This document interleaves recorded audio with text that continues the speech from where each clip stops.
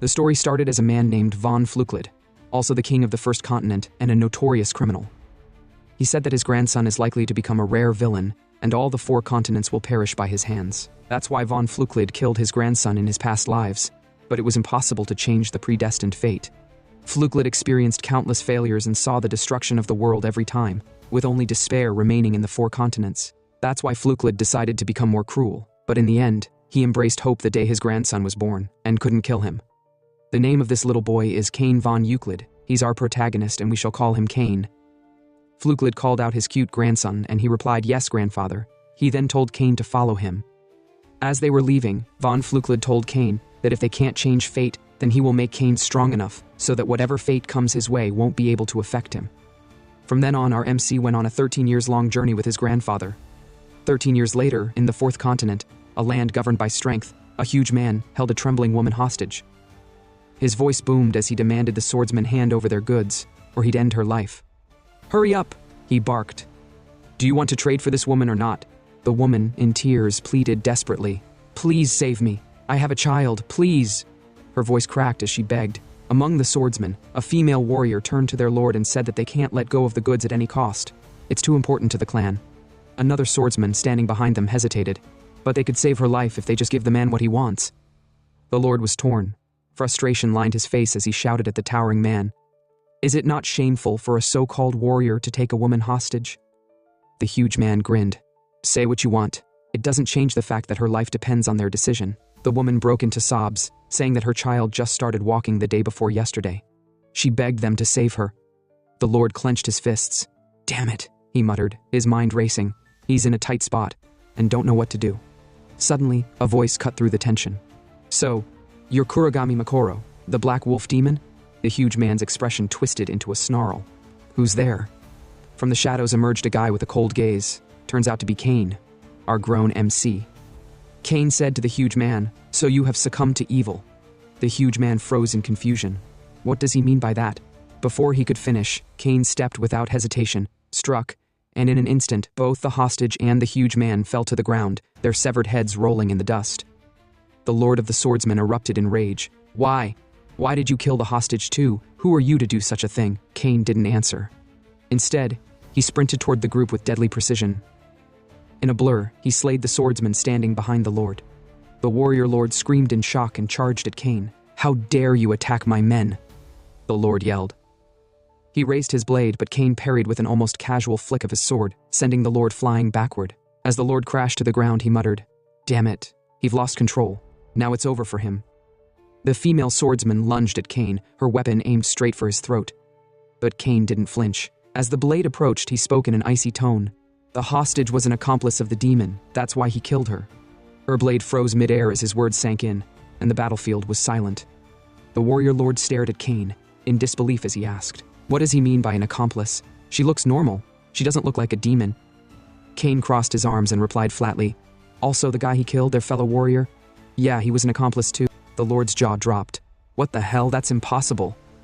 Cain smirked and gestured toward the bodies. "If you don't believe me, check their pockets."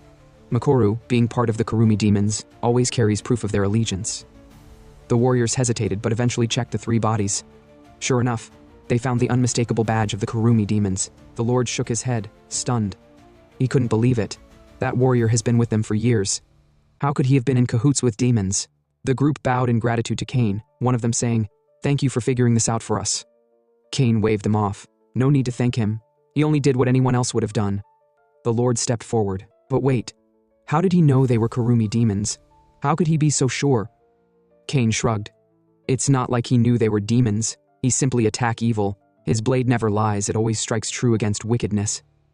In the next scene, the atmosphere shifted to a lively bar, where people from various tribes drank and celebrated. Cain's grandfather, von Flüklid, sat beside him sipping his drink and smirking. "You did well defeating evil and saving the good," Flüklid commended. With a serious look, Flüklid then asked, how was Cain so sure the hostage was an accomplice of the Kurumi demons? What if she had been innocent? Cain replied that she wasn't innocent, she was with the demons. On what basis, Flüklid asked. Cain tapped the pendant hanging around his neck. This pendant, the grandpa gave to him years ago. It revealed their true nature. They were cloaked in darkness. Flüklid let out a dry laugh. Oh, the sacred ring. So it did tell you. Interesting. Cain raised an eyebrow. Wait a second. Isn't the sacred ring a divine artifact from the third continent? Grandpa, you didn't steal it, did you? Flucklid scoffed.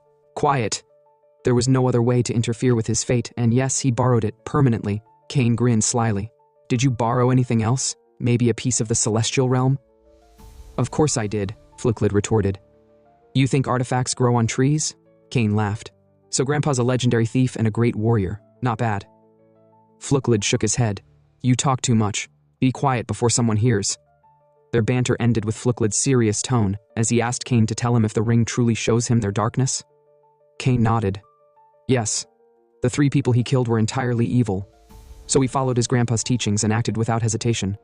Flucklid sighed. Then it seems Cain's heavenly killing star has broken free from fate's shackles. He said Cain shouldn't dwell on these things too much, or his head would explode. Flucklid told Cain that he has now inherited his looks and strength, after all. Cain snorted. Was that a compliment or an insult? Take it however you like, Flucklid said with a laugh. Later that night, as they prepared to rest, Flucklid called out, Cain Von, there's nothing left to bind you. Live freely. With a determined face, Cain replied that he'll do good for good and show endless malice for evil. The grandpa said that hearing those words reassures him. He's really glad. The next morning, Cain awoke to a letter on the table. As he read it, his grandfather's words echoed in his mind. He's sorry to say this, but their journey ends now. He told Cain to live a life unbound by fate. And remember, no matter what anyone says, you are not a villain. With a smile, Cain tucked the letter away and set out on his path. His first stop, a forest teeming with Kuromi demons. He wasted no time slaying them, cutting down foe after foe with ease. One demon with a tribal mark on his eye sneered, You're not bad, kid, but you insulted Kuromi. That's unforgivable. Before he could finish, Cain interrupted with a clean strike. You talk too much. As the battle raged on, Cain's sword broke mid-swing. He sighed. This sword didn't even last through 100 demons. 2 remaining demons charged at him, screaming, You bastard! Cain dispatched the first effortlessly, muttering, First come, first served. The second demon begged for his life. Wait, please let me explain. Cain wasn't in the mood. He silenced the demon with a punch that shattered his nose. Cain then grumbled that knocking people out without killing them is harder than it looks. The guy fell to the ground begging our MC. He told Cain that he's just a low-level Kuromi with no value. Cain said he's aware. The guy was like, Huh? How did he know? Turns out that our MC has a pendant that detects evil, and for this guy here, the pendant shines white, which means he's not evil. Cain then told the guy that he sees potential for his rehabilitation. He should repent in prison. With the battle over, Cain grabbed a new sword from the corpses and was about leaving when he noticed a bright figure on a nearby rooftop. It was someone he recognized, a sword master his grandfather once introduced him to. Cain then said he would leave the fate of this Kuromi to the master. The master observed Cain, impressed. So, this is the foreigner who slays Kuromi demons with a single stroke. He was eager to see who it was, but he's now more shocked by the fact that Cain could sense his presence from that distance. Is not an ordinary person indeed. But he wondered, why did he let one of the Kurumi go? It's as if Cain left the last person's fate to the man. But as he was looking, a lady walked up to him and called out, Master! She asked him, what is he doing here? But the master said, yeah, he has a place to go first, and sprinted away from the building. As he was sprinting, the girl said she will follow him too. And as they were running, just as the last guy was about escaping, they struck him with a stone on his head, adding to the pain Cain has caused him already. As they landed, the master said with a sigh that he almost let him escape. The disciple asked him, who is this person? And the master said, the guy is a Kurumi demon. Upon hearing this, the disciple became furious and the smile on her face changed. She pointed her sword to the Kuromi and said, he is still alive. Can she finish him off? The master declared, no, the Kuromi will be judged by the law at the government office. However, his disciple asked if it's necessary to go through such trouble. Why not kill him immediately? She believed immediate action was the best solution. The master replied calmly, someone specifically requested that he handle the Kuromi himself. The girl frowned in disbelief. What? Who could make such a request from such a distance? How did they even know her master was here? She was shocked, realizing that whoever it was must have detected the master's presence from an extraordinary range. Even the top disciples of the clan struggled to locate the master despite their best efforts. The only reason she could find him now is because she knows the places he occasionally visits. Otherwise, she wouldn't have been able to track him. The master smiled faintly. That child has good eyes. The disciple's surprise deepened. Child? Is her master saying it was a child who managed to accomplish this? Is he around her age? The master nodded. Yes, about the same age. At that moment they noticed a broken sword lying on the ground. The master chuckled dryly. It seems to be the sword the boy used to fight the Kuromi demons. The girl's eyes widened. For the sword to break, does that mean he didn't use internal energy to shield the blade? Then it clicked for her. She realized with amazement. Wait, he defeated the Kuromi demons without relying on internal energy. That means his physical skills and swordsmanship are superior to hers.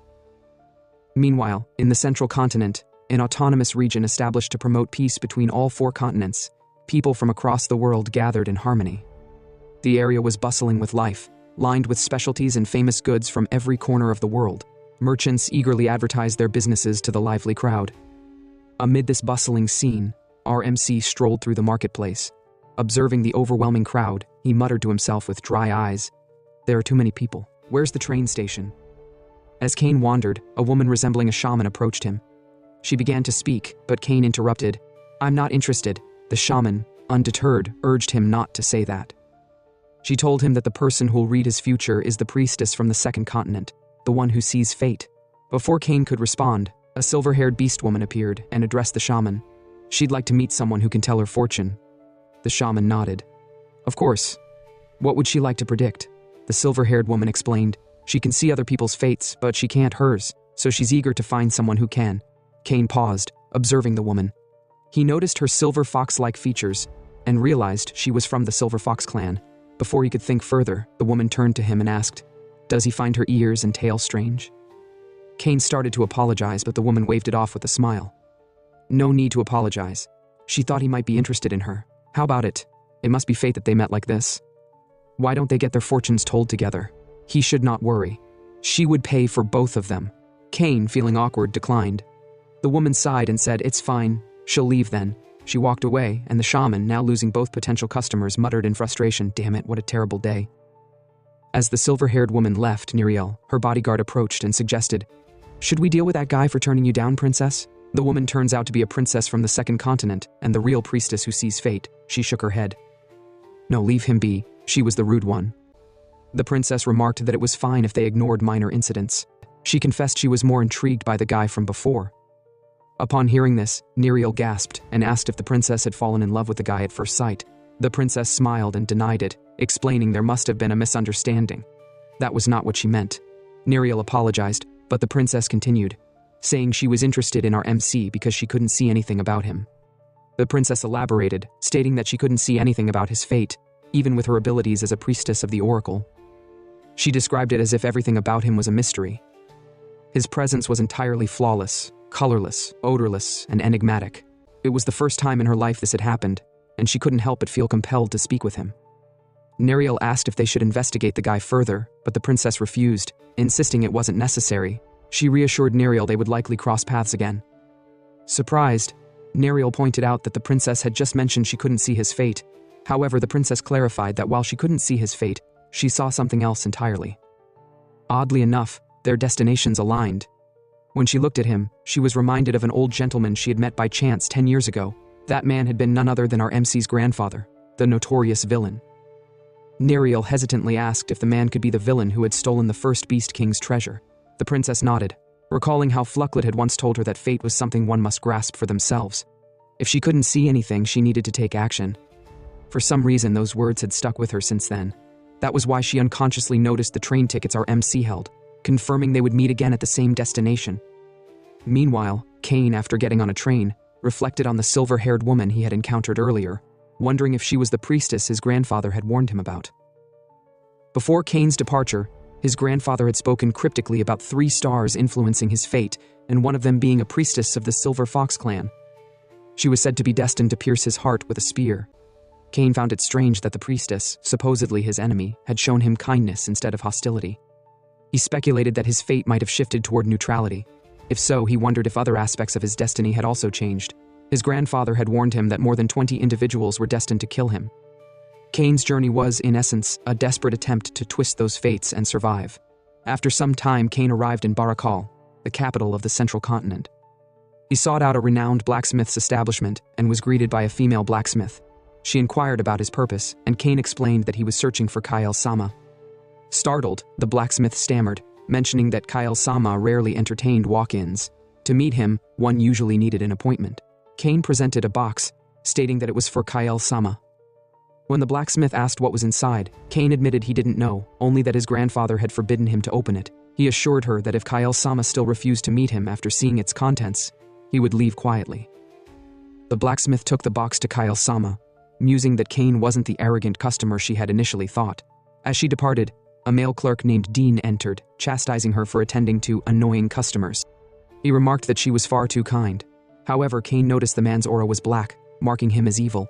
Din mocked Kane, calling him a pesky bastard, and suggesting he use money if he wanted to meet Kyle-sama. However, Kane kept his thoughts to himself and instead commented, "It's strange. A blacksmith clerk with a black aura like that? Someone like him deserves to be dealt with immediately." Din, noticing Kane's stare, suddenly turned his attention toward him. His face twisted in annoyance as he barked, "Pesky bastard! If you want to meet Kyle-sama, stop with these shabby tricks and use money. Become a VVIP, and he'll get a chance to meet him." Walking up to Kane, Din sneered and continued, "Not that someone like him could ever afford it." Kane, unbothered by Din's aggression, smiled faintly and replied, "Even if he had the money, he wouldn't have a reason to buy their weapons." Din's irritation grew, his voice rising. "What did you just say? Are you trying to act stubborn?" Kane shook his head. "Not stubborn, just stating a fact.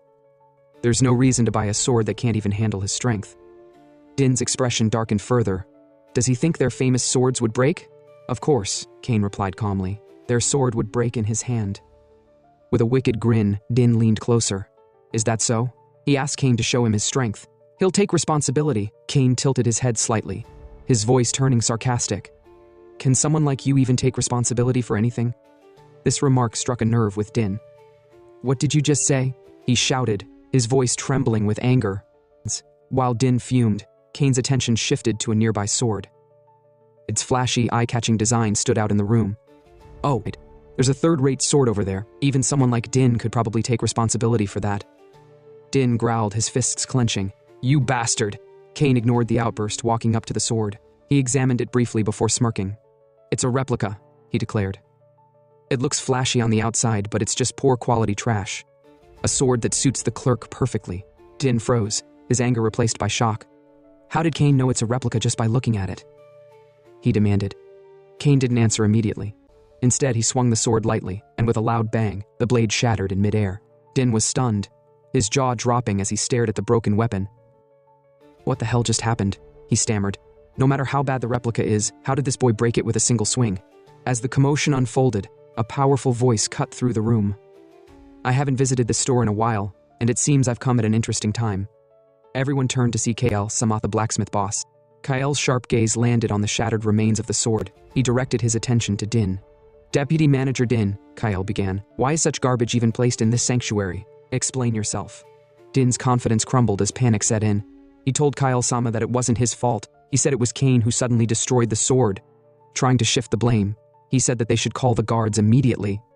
Kyle raised a hand, silencing him. "Shut up, Din," he commanded firmly. He didn't ask about Kane. He asked why such trash sword is here in the first place. Din trembled, unable to speak, as he stood there, deprived of words and water. He didn't know how to deny the accusations against him. Kyle-sama observed his reaction and calmly stated, "His reaction says it all. Now they understand why rumors about defects in their weapons are spreading. This incident cannot be overlooked." He then ordered 2 of his other blacksmiths to take Din away for punishment. As they dragged him out, Kyle-sama warned Din to be prepared. He would pay dearly for tarnishing the store's reputation. As Din was being taken away, he begged Kyle-sama to listen, but Kai dismissed him, calling him a trash. Dean muttered that their swords were subpar. He said that our MC had belittled Lord Kale's sword. Kane had said their swords couldn't withstand his strength, and even if he had the money, he wouldn't buy such third-rate weapons. Kai-sama glared at him, ordering him to be quiet. "I'll deal with you later," he added. Once Din was out of earshot, Kyle-sama turned to Kane and asked, "Everything that Din said just now, was it true?" He asked if Kane said all that about their swords. Our MC nodded. "Yes, it's true." Kyle-sama sighed. He had high hopes for Kane. When he brought this item from Flukelid, Kyle's old friend, he thought it would be something remarkable. He handed the stick back to Kane, which he had received as a present, and said, "Take it back. He'll pretend this never happened." Kane caught the stick and examined it, realizing it was what was inside the box his grandfather had given him. Suddenly, Kyle-sama presented Kane with a sword, a blade among the top 3 famous swords on display. Take this. Leave my sight immediately, he instructed. Cain, however, looked at the sword with disdain. Kael-sama, sensing his hesitation, asked, "Don't you like it?" He recalled Cain's earlier words about their swords not being worth buying and now asked, "What will you do? Will you pay for this sword with gold coins?" Cain took the sword but spoke up. Although his previous statement was insensitive, he understood if Kael took it as an insult. But it's a misunderstanding. He unsheathed the sword and explained, he didn't mean to belittle their sword, he only spoke the truth. It's not just their sword, any famous sword can't withstand his strength. With a powerful swing, the sword shattered instantly. Kai-sama stared in shock. How surprising. The famous sword broke without mana being infused. It's unbelievable that a boy like him with just raw strength can put such pressure on the sword. A while later, both Kael-sama and Cain sat down, and the old man apologized. He was wrong to insult the grandson of Fluklid. Cain, however, responded, "No, it's him who should apologize." He also said something rude. Deep down, Cain reflected on his actions, realizing that he needed to be more considerate. He's not good at understanding people's feelings, he thought to himself. Kai-sama then asked, "What's the reason Cain came to see him?" Bringing a mistletoe branch suggests it's something important.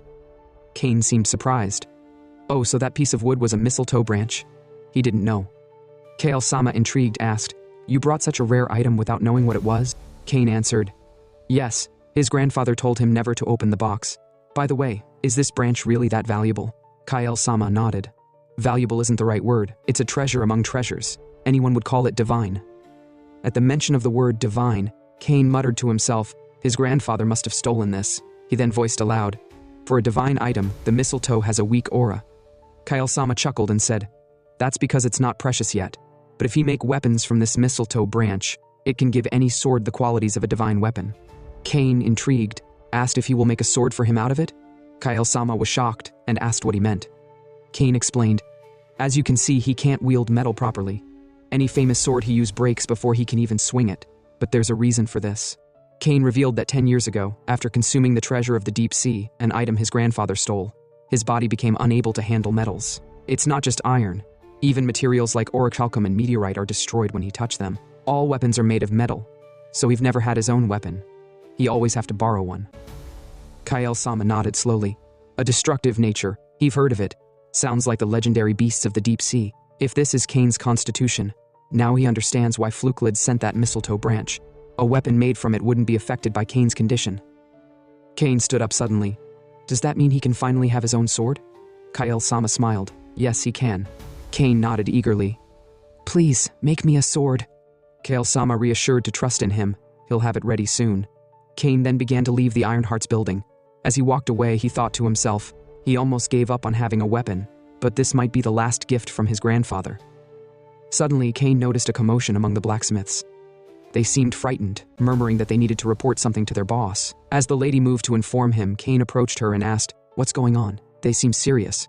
The girl was like, "Cultivator guest?" From her expression, Cain asked her if Din escaped by chance. Startled, the girl said yes. She promised they would capture him and bring him to justice. They begged Cain to forgive them for letting Din escape. Cain found the situation awkward. He thought, is it really necessary for them to apologize this much for letting Din escape? He recalled the girl calling him cultivator guest and realized that they had misunderstood him as a master from the fourth continent.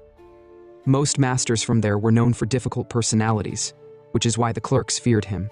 Among them, the only one with a normal personality was the sword god. Cain, aware of their misunderstanding, told them, "Lift your heads up." The clerks, relieved, thanked him for understanding, but before they could look up, Cain had already disappeared. Not far from the Ironheart's building, our MC was suddenly attacked by a group of notorious criminals. The leader of the gang ordered his warriors to kill Cain, dead or alive. Anyone who brings him down gets 3 ounces of gold. The criminals cheered, eager for the reward. As they continued yapping, Cain noticed their dark auras. These are evil people. He don't need a reason to slay them, he thought. With a swift movement, he began cutting through them, thinking to himself, they're all third-rate. However, his sword broke again during the battle. One of the criminals yelled, calling Cain an idiot for leaving his back wide open. But Cain quickly dodged the attack. Since he had no sword, he used his fists to strike back, delivering a barrage of punches. Then, Cain picked up an axe and launched it toward one of the criminals, shattering his skull as if it were a balloon. Now, turning to the remaining attackers, one of them asked the captain, "Who the hell is this guy?" The captain assured him not to be scared, stating that the opponent was alone and posed no threat to all of them. But before he could finish speaking, Cain knocked him down and raised his sword toward his leg. With a swift strike, Cain stabbed him in the chest, killing him instantly. The remaining attackers, about 3 in total, yelled, questioning how dare he kill their captain. But just as they were about to attack him, our MC spinned like a tornado and slayed them all at once. Only 2 attackers were left now. The first one, trembling, said he'd been threatened. If he didn't help with the attack, they would have killed his family. Cain, as vicious as ever, slayed him in an instant. Then, he walked up to the last attacker. Before killing him, he said he would ask him one question, and if he answered honestly, he would spare his life. The man, crying, yelled that it was a lie. Cain would kill him anyway, no matter what he said. Our MC, however, gave an oath on his sword, a promise made by a swordsman to their blade. Breaking it would restrict the use of mana, and for a master, it could be fatal. Cain then swore on his sword that if the man answered honestly, he wouldn't harm him. The man, unsure but desperate, asked if Cain was truly serious. "All right," the man said. "What do you want to ask me?" Cain asked him who had sent them to attack. The man paused for a while, but after some silence, Cain grew impatient.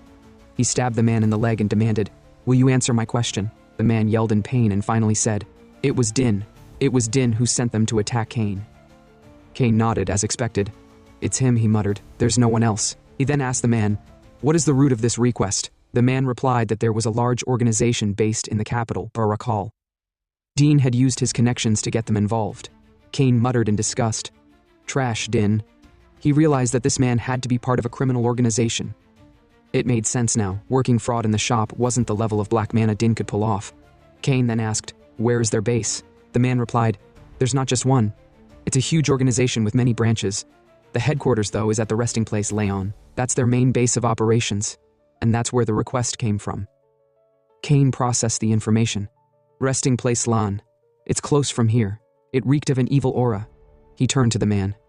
"Just to make sure, he's not lying, right?" The man swore that he wasn't lying, and Cain nodded.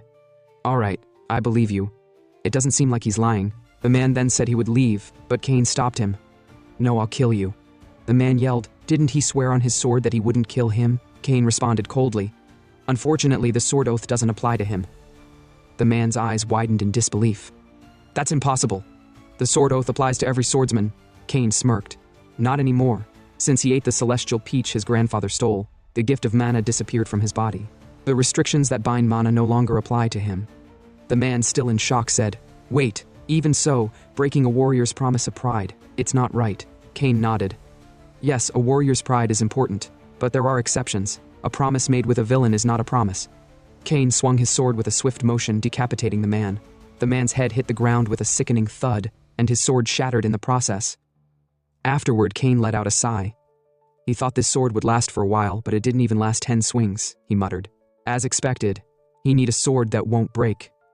In the resting Leon, Cain examined the environment. The building, from the outside, looked like a normal lodge. But that was only true for the lobby and the exterior. When anyone used the hidden passage inside and went to the basement, they found a place filled with notorious criminals. It was a hub where all kinds of dangerous individuals gathered. Inside the building, a group of criminals were gambling. They even humiliated a little boy by the side, treating him like a dog. One of them sneered and asked their fellow member, "Where did you get this little brat from?"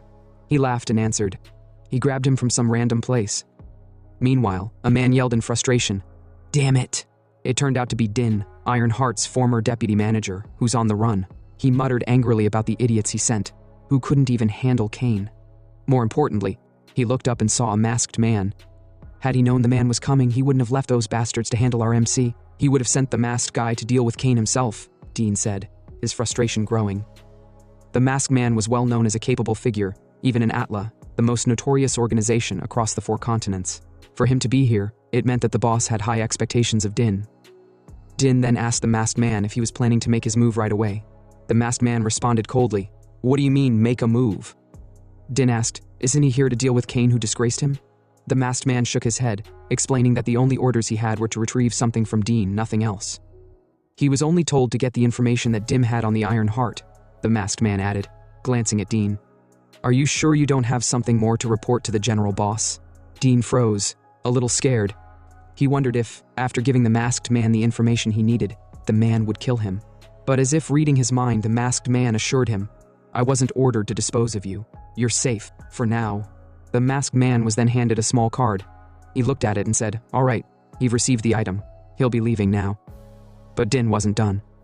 Wait, he called out. If he's leaving, who's going to protect him while he's on the run? Suddenly the masked man snapped, "Shut up, you fool." He asked if Din did not notice the sudden quiet in the building.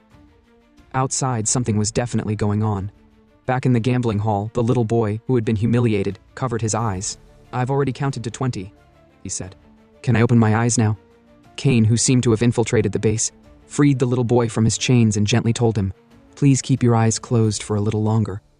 Inside the building, Din and the masked man were both shocked by how Kane had managed to infiltrate their base. They prepared to attack him, but our MC ignored them. He turned his attention to the boy and said softly, "It's fine for him to sleep now. By the time he opened his eyes, he'll be in his mother's arms." Once the boy fell asleep, Kane turned to face Din, and as their eyes clashed, Din felt a chill run down his spine at the sight of Kane.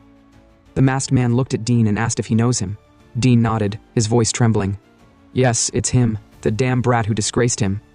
The masked man chuckled. "Wow, this kid is something else. He's pretty impressive for his age. Was it really necessary for him to go this far by killing their colleagues?" "That's cruel." Kane smirked. "Cruel? How laughable," he said. "They wouldn't even understand the meaning of the word cruel. All he did was decapitate the man boasting about decapitating others. He tortured those who enjoyed tormenting others as hard as he could before killing them. Isn't that fair?" The masked man argued. "Since his opponents were weaklings, shouldn't he have shown mercy?" Kane's grin twisted into something darker. "Mercy? That's a word unfit for them." With that, he unsheathed his sword. "All he offer is endless malice."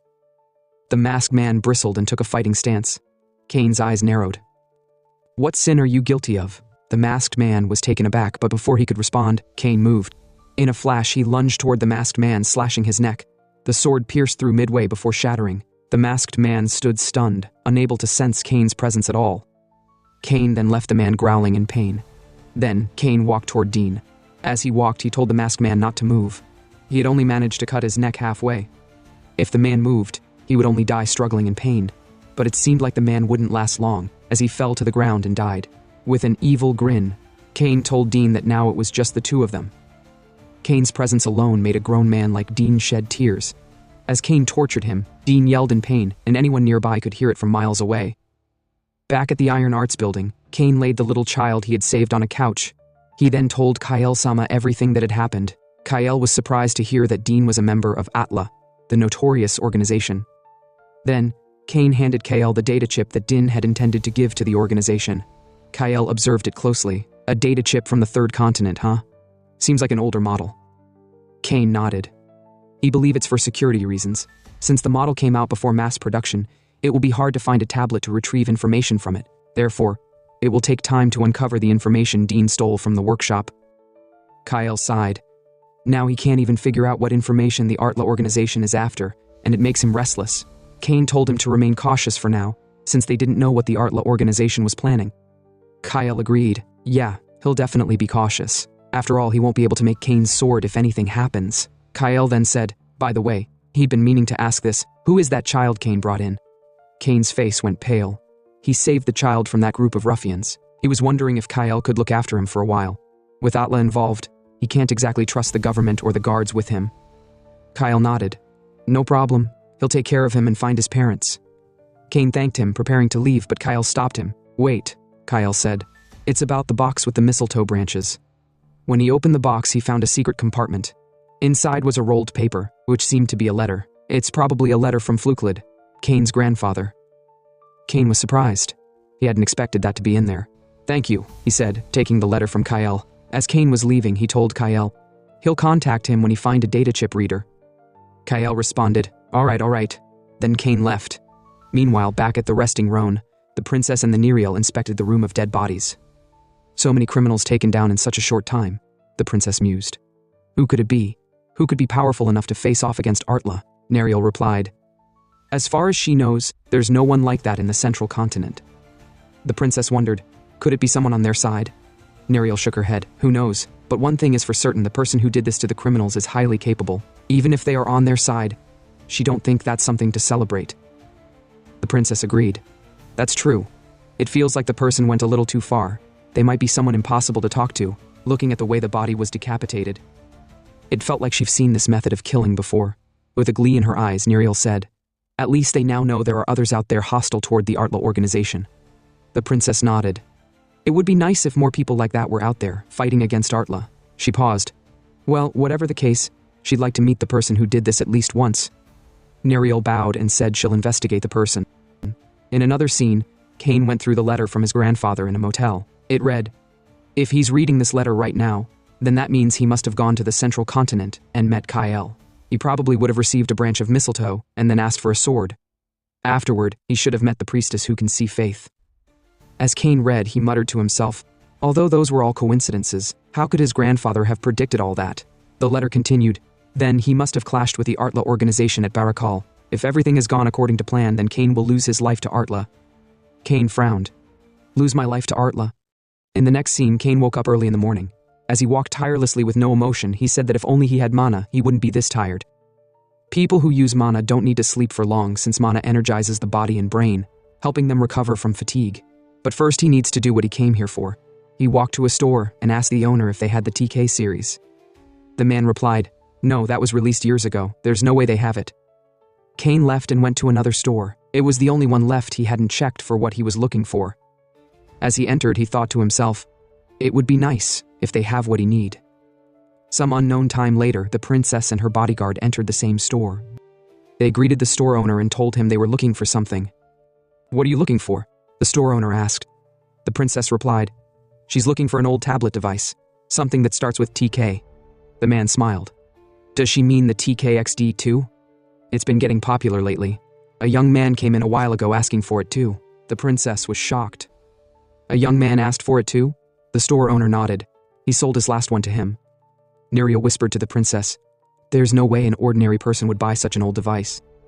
The princess speculated, "It must be the Atla organization that wants it." Neriel agreed. "Yes, they should try tracking the buyer." The princess turned to the store owner and said she really want to see the actual TK32XD2. Can he describe who bought the last one? After obtaining the TK device, Kane inserted the data chip into it and was stunned by what he discovered. The data contained detailed plans for battle supplies and acquisitions. The Atla organization intended to gather all weapons stored in Ironheart's blacksmith and kidnap Kyle along with his family to ensure continuous mass production of weapons. Even more disturbing was the information about Kyle's residence and the whereabouts of his daughter. Upon seeing this, Kane thought to himself that he must inform Kyle-sama immediately, or it might escalate into a serious issue. Just as he was about to leave, a voice called out to him saying, "Ah, I've finally found you." Turning around, Kane saw the princess. With a warm smile, she remarked, "I knew it. You're the gentleman I met back at the station." She greeted him, adding, "Hello. You still remember me, right?" Kane, however, was caught off guard. He thought to himself, "Isn't this the princess who can see fate? Why is she here of all times?" The princess then said, "Don't he remember her?" Kane replied, "Yes, he remember." With a relieved smile, she said she's glad. She might have broken down in tears right here, assuming Kane said he don't remember her. Our MC stared at her, wondering what's with this girl. But before he could react further, she raised her foot slightly and leaned toward Kane, as though she wanted to kiss him. Looking into his eyes, she remarked, "The more she looks at him, the stranger it feels. Why can't she see his fate, no matter how hard she looks?" Interrupting the moment, Neriel spoke firmly, "Princess, we should focus on the matter at hand." The princess, as though realizing the urgency, turned back to Kane and asked bluntly, "Are you a member of Atla?" Hearing this, Neriel was shocked. Why would she ask such a direct question? Even if he were a member, wouldn't he deny it? Kane, without hesitation, replied, "No, he's not a member of Atla. In fact, he's against them." The princess smiled softly and said, "She knew it. She knew he wasn't a bad person." Suddenly, a voice echoed from nearby, startling everyone. Kane turned to see who it was. Standing there was a man he instantly recognized as a threat. It was Sho Python, an executive of Atla. The sight of him caused everyone to tense up. Sho Python smirked and said, "Isn't that the princess of the second continent? What a surprise to find her here." Sensing the danger, Neriel stepped forward to shield the princess and warned Python, "Don't come any closer or he won't like what she'll do." Python chuckled and said, "Relax. He won't come any closer. Instead, why don't they tell him why they're here in the central continent?" The group remained silent. Python, unbothered, glanced at a device in his hand and said, "They don't need to answer. Anyone buying the TK device is clearly here to investigate Atla." His eyes narrowed as he scanned them. "But it wasn't the princess who purchased it, was it? It was you." His gaze landed on Kane. Kane showed no reaction, but Python continued, They deliberately placed it in a second-hand shop to lure out those resisting them. And thanks to that, they've caught a big fish today. Despite this, Python seemed puzzled. Who is he anyway? Is he with the princess? Or just an ordinary person who stumbled into this mess? Kane, maintaining his calm, replied that he's just an ordinary person who knows nothing. Python burst into laughter. Fine, he'll believe that for now. After all, our MC is not a beast man. Suddenly, members of Atla began setting up speakers around the area. Python announced, "Now, they shall all enjoy a little show." With that, he pressed a button, and an eerie sound emitted from the speakers. The sound had a devastating effect. Both the princess and Neriel began to lose strength, collapsing to the ground. Python laughed loud and declared, "That's the power of the anti-beast man weapon." He told them to sleep well. When they wake up, they'll find themselves in an underground prison. Neriel, struggling to stay conscious, whispered, "I'm sorry, princess." She couldn't protect her. Kane stood frozen, powerless to act as he watched them faint. Python turned to Kane, his grin widening. "Now it's your turn." Seeing our MC stand there so blankly makes him seem like an ordinary person, but he couldn't let him go. He told Kane to come quietly, promising to release him if nothing came up in the investigation. Kane smirked. "So, you're taking me to your base?" "Yes," Python replied.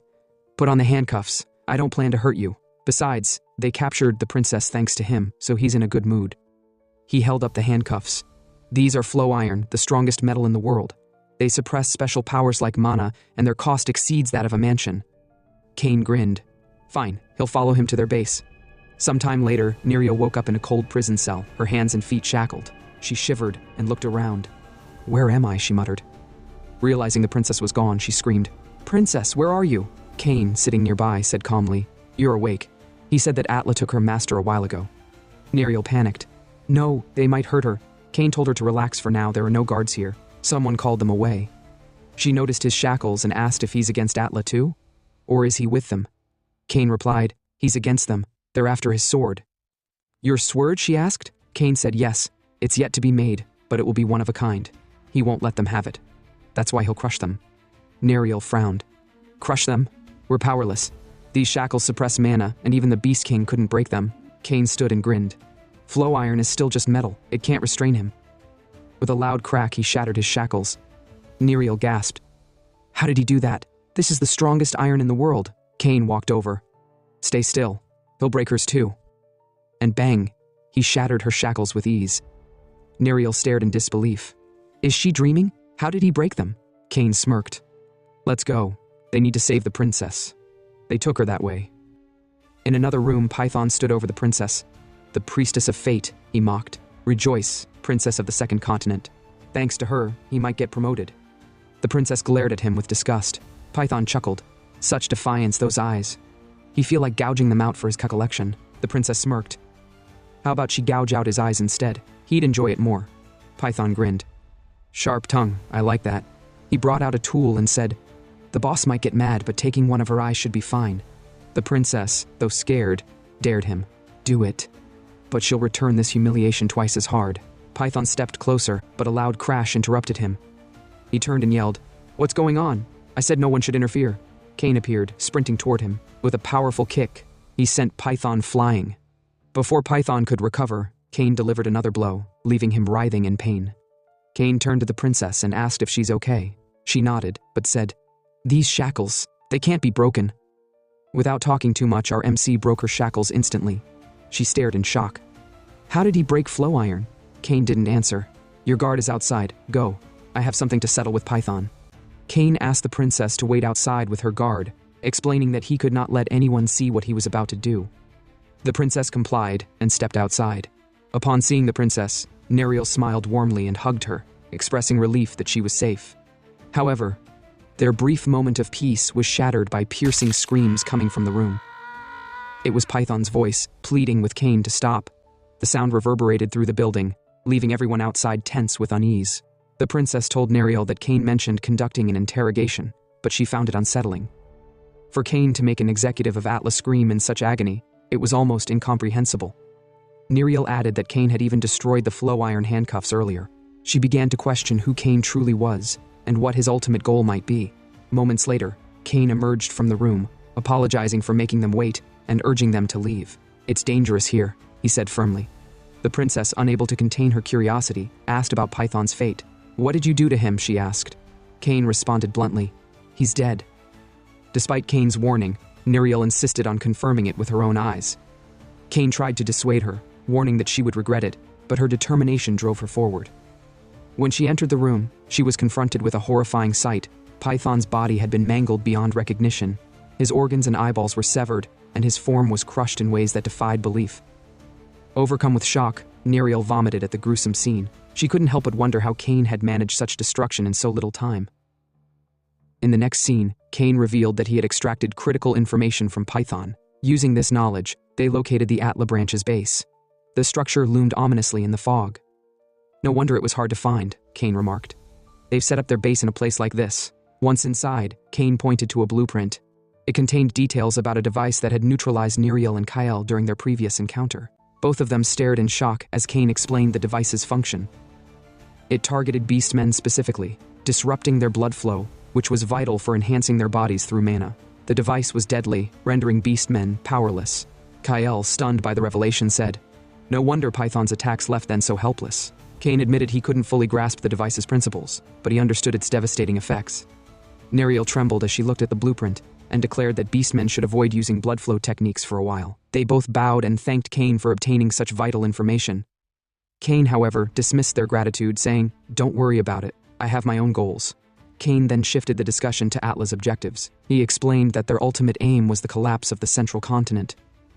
By doing so, they could destabilize the peace agreements between the 4 other continents, eventually plunging the world into chaos. Atla intended to spark intercontinental wars, exhaust military strength, and seize power during the ensuing turmoil. The princess and Neriel were horrified. "Is this what they've been planning all along?"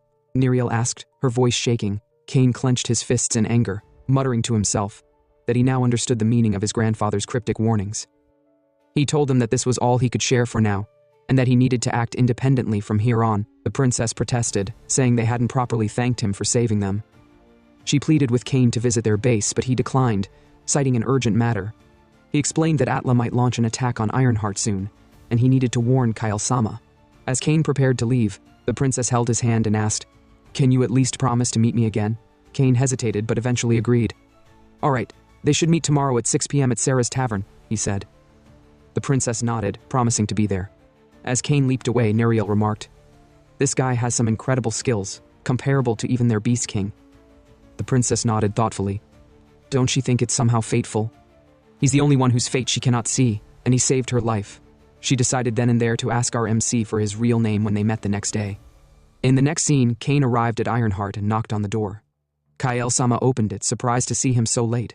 "Kane, what brings you here at this hour?" Kane replied, "He've confirmed the contents of the data ship that Dean had." A while later, Kane filled KKL-sama on all the information he had gathered.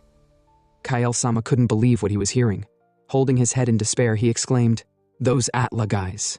He can't believe they were plotting all this against him." Kane informed him that Atla's ultimate goal was war. To ensure a steady supply of weapons, they would undoubtedly try to seize Ironheart. Kyle-sama sighed heavily and admitted he did predict this might happen eventually, but he didn't expect it to happen so soon. Kane then suggested that Kyle-sama and his craftsmen should hide somewhere for their safety. However, Kyle-sama sternly replied, "That's impossible. If Atla discovers they're onto their plans, they will launch an attack. No matter where we hide, they'll find us, and because Kane attacked their base, they will now be searching for him desperately. If they suspect Kane is working with Kyle, it'll be over for them." Kane apologized, acknowledging that he had been careless, but Kyle-sama reassured him. "Don't worry about it. He must have been anxious because of the mistletoe branch. He should focus on his own goal instead." Kyle promised to make the sword for him. However, Kane interrupted. "What's the issue, Kyle-sama?" Kyle-sama asked if he knows about the Sertretan substance. "It's a special metal from the second continent, and it's essential to neutralize the unique properties of the mistletoe branch. Without it, he can't complete the sword, but obtaining it is extremely difficult." Kane thought for a moment and then said, "If that's all is needed, he might know someone who can help." In the next scene, Kane met the princess at a cafe, as planned. As she sipped her tea, she was startled when Kane abruptly asked about the Sertretan metal. "Why does he need it all of a sudden?" she asked, curious. Kane explained, "It's for something important. Can she get it as soon as possible?" It became clear that Neriel's sword was made from the substance Kane was searching for. As the princess glanced at the sword, Neriel snapped, "No, she can't give it away." The princess turned to Neriel, her smile sharp and calculating. "Neriel," she said, repeating the name softly, over and over. Eventually, Neriel sighed and reluctantly handed over the sword. This sword was a gift from the Beast King, Neriel said. It's as valuable as her life. But fine, take it. Cain graciously thanked her and promised, if they need information about Atla's bases, he'll share what he know. The princess raised an eyebrow. He actually have intel on the other bases? Cain nodded. Yes, and he'll tell them everything. But first, they should focus on forming an alliance. Surprised, the princess asked, an alliance? With them? Cain explained that he'd been acting alone this whole time. To defeat Atla, he need reliable and trustworthy allies. The princess asked if he can really trust them. Cain smiled. He could tell from their aura that they're trustworthy. But in return, if they can't trust him too, then it can't be helped. The princess abruptly stood up and declared, no, they trust him too. And if that means forming an alliance, then so be it. Cain nodded. He don't know how long they'll work together, but he'll rely on them for now. With that, they sealed their alliance. Cain then took his leave, explaining that he needed to deliver the sword to Kyle-sama. Before he left, the princess handed him a map. This is the map of the inn where they'll be staying. Come by later. Then she told him that her name is Shia Velvistrin. In turn, our MC introduced himself simply as Cain before heading out. In the next scene, Cain returned to Kyle-sama and presented the sword made from the seer Tretan substance. Kyle-sama was astonished. This is the Black Wolf sword. How did he get his hands on such a thing? Cain grinned. It wasn't easy, but it's yours now. Kyle-sama promised with this, he'll forge him a divine weapon, something far beyond anything he've wielded before. Later, Cain arrived at the Beastmen's lodgings. To his surprise, their base was located on the main street rather than the outskirts of town. He knocked on the door, and Neriel answered. I didn't expect you to come so soon, she said. Cain replied, the task didn't take long, but more importantly. He paused, sensing a dark aura nearby. His expression hardened. As he approached the source, Cain unsheathed his sword and smiled coldly. This must be the spy that leaked the Beastmen weakness to Atla. The man with the dark aura stepped back nervously. Why are you coming closer? Cain's voice dropped. Don't play dumb, you scumbag. You know what you did. In one swift motion, Cain struck, severing the man's head. The body fell lifelessly to the ground as the other Beastmen yelled in shock. Why did he kill their member? They demanded. Our MC sheathed his sword and replied calmly, sorry for the delayed introduction. His name is Cain, and he'll be staying with them for a while. Please, take care of me. One of the beast women yelled at Cain, calling him a bastard, and launched an attack. Cain parried her assault with ease, sending her flying backward. The rest of the beastmen roared, declaring they wouldn't let him go unpunished. Cain calmly responded, it seems like there's been a misunderstanding. However, the beastmen didn't give him a chance to explain. As they charged at him, Cain skillfully blocked their attacks as if it were a fencing match. His movements were precise and deliberate, and he quickly defeated them all. During the fight, he glanced at Neriel and noticed she had no intention of intervening. He thought to himself that if the priestess who could see fate were present, she would have resolved this misunderstanding with ease. One of the strongest beastmen warriors lunged at Cain with his spear. Cain blocked the attack, causing the blade to shatter. Addressing the warrior, Cain said, the one he killed was a spy, not one of their fellow beastmen. The others, shocked and angered, shouted at him to stop spouting nonsense. They insisted there was no way Jack could have been a spy. Neriel approached Cain and asked, why do you think he was a spy? Cain replied, have they ever heard of the Jeffrey School? It's a school that specializes in body-focused magic. One of their notable creations is this item, he said, pointing to the object on the fallen man's body. It's a body transformation magic tool. Cain removed the item from the corpse, revealing the man's true face. To their shock, the beastmen realized he was a human, not a beastman. That wasn't his true face either. He was using the same magic. The beastmen were stunned, realizing the person they had trusted was never one of them.